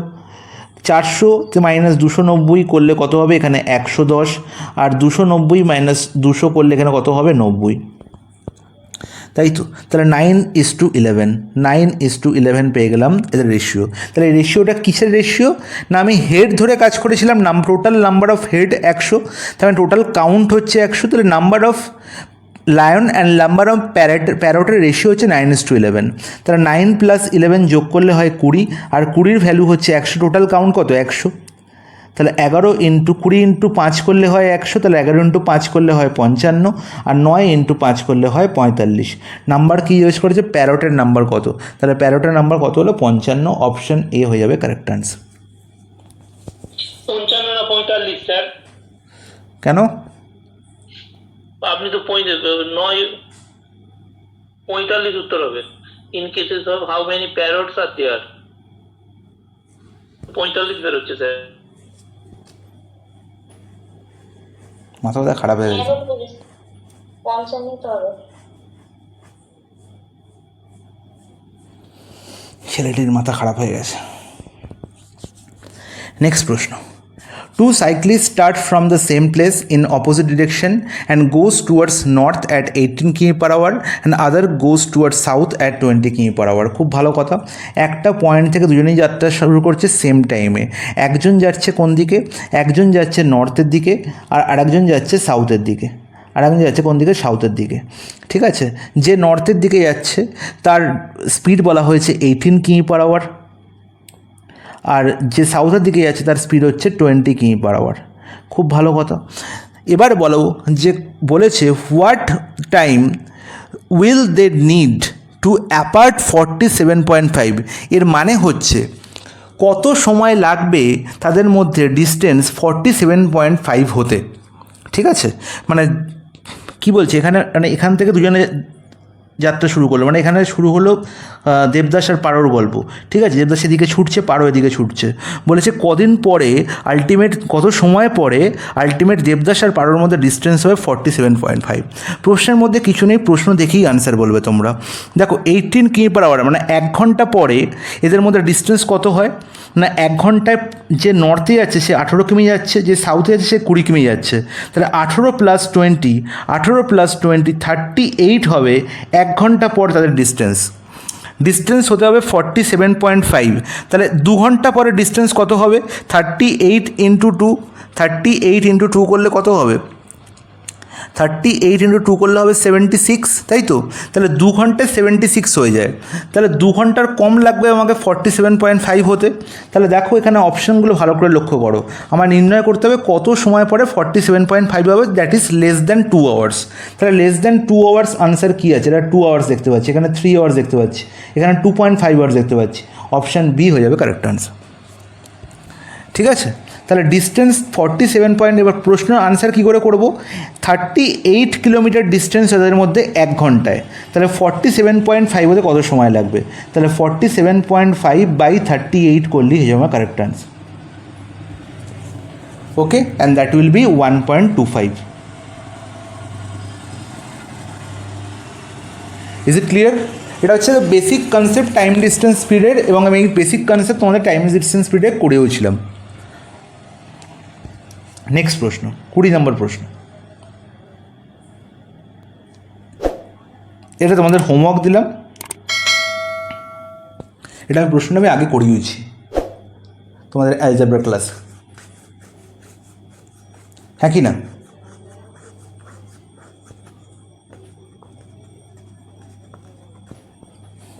কে অঙ্কটা করেছিলাম আমি অ্যালজেব্রা ক্লাসে? কারোর মনে পড়বে না, দেখে না তো ক্লাস কেউ, পরে খুলে আর।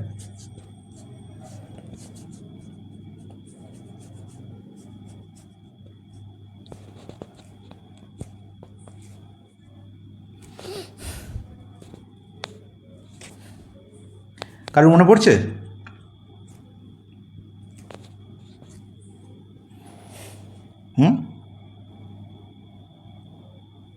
পারফেক্ট স্কোয়ার হতে হবে কিউবের কোন ভ্যালুর জন্য, 2a + 1 2a plus 2, 2a plus 3, 2a plus 4 plus q. এটা একটি পারফেক্ট স্কোয়ার নাম্বার হবে। আমি বলেছিলাম সেই নাম্বারগুলোকেই গুণ করব যাদের যাদের কি যাদের কনস্ট্যান্ট পার্টগুলোর সাম ইকুয়াল। তার মানে দেখো এই 1 আর 4 যোগ করলে কত হয় 5, 2 আর 3 যোগ করলে কত হয় 5। মনে পড়ে? এখনও মনে পড়ে না? সে কি কথা, হ্যাঁ হ্যাঁ গাধা না কি সব? হ্যাঁ স্যার করেছিলাম। হ্যাঁ, তাহলে 2a প্লাস 1 আর 2a প্লাস 4 এটা গুণ করলে কি হবে? 2a গুণ করলে হবে 4a স্কোয়ার। আর এখানে দেখো 2a ইন্টু 4 মানে হচ্ছে কত 8a, আর এখানে 1 প্লাস 1 ইন্টু 2a মানে হচ্ছে 10a। তাহলে 8a প্লাস 2a মানে 10a, আর এখানে 4 ইন্টু 1 করলে কত হবে 4 হবে। গল্প শেষ। তাহলে আমি এই দুটোকে গুণ করে ফেললাম, বাকি এই দুটোকে গুণ করলে কত হবে? 2a আর 2a গুণ করলে হবে 4a স্কোয়ার, 2a ইন্টু 3 করলে হবে 6a, আর 2a ইন্টু 2a গুণ করলে 2 ইন্টু 2a করলে হবে 4a, আর 6a প্লাস 4a করলে হবে 10a। তাহলে 4a স্কোয়ার প্লাস 10a হচ্ছে কমন, 3 দুগুণে 6 প্লাস কিউ। তা আমি কি বলেছিলাম 4a স্কোয়ার প্লাস 10a, এখানেও 4a স্কোয়ার প্লাস 10 এদেরকে এক্স ধরানো, যা খুশি ধরে নিতে পারো তোমাদের যা ইচ্ছা। আমি এক্স ধরলাম, আমি এক্সকে ভালোবাসি তাই। তাহলে x plus 4 into x plus 6 is plus q, এর ভ্যালু নির্ণয় করতে হবে। এক্স প্লাস 4 আর এক্স প্লাস 6 গুণ করলে কী হয়? X square plus 10x, x square plus 10x plus 24 plus q. তাহলে এটি একটি পূর্ণবর্গ সংখ্যা হবে, মানে এখানে ultimate somehow a plus b এর হোল স্কোয়ারের আমার গল্প লুকিয়ে আছে, সেটা বার করতে হবে। তাহলে আমি দেখতে পাচ্ছি এক্স স্কোয়ারকে দিই এক্স স্কোয়ার রেখে দিই, 10xকে আমি লিখতে পারি 2 ইন্টু এক্স, 2 ইন্টু এ, এক্স মানে এক্স হচ্ছে এ, তাহলে এ এখানে বসে গেল। বিকে আমায় কি লিখতে হবে না, এর মধ্যেই লুকিয়ে আছে এ আর বি, তাহলে 2x আমি লিখে ফেলেছি, তাহলে বাকি পড়ে আছে 5, তাহলে 5 দুগুণে 10 হয়। তাহলে আলটিমেট আমাকে বাকি যে পার্টটা পড়ে আছে সেটা 24 প্লাস কিউ, এটা ইজিক্যাল টু কী হতে হবে না 5 স্কোয়ার। তবেই তো আমরা লিখতে পারবো, তবেই তো আমরা লিখতে পারবো না x plus 5 whole square, x plus 5 whole square. তার মানে 24 plus q, 24 plus q is equal to কী হবে না 25 সঙ্গে সমান হবে। তাহলে কিউ এর ভ্যালু কী হবে না 1 হবে। প্রত্যেকে বুঝতে পেরেছে?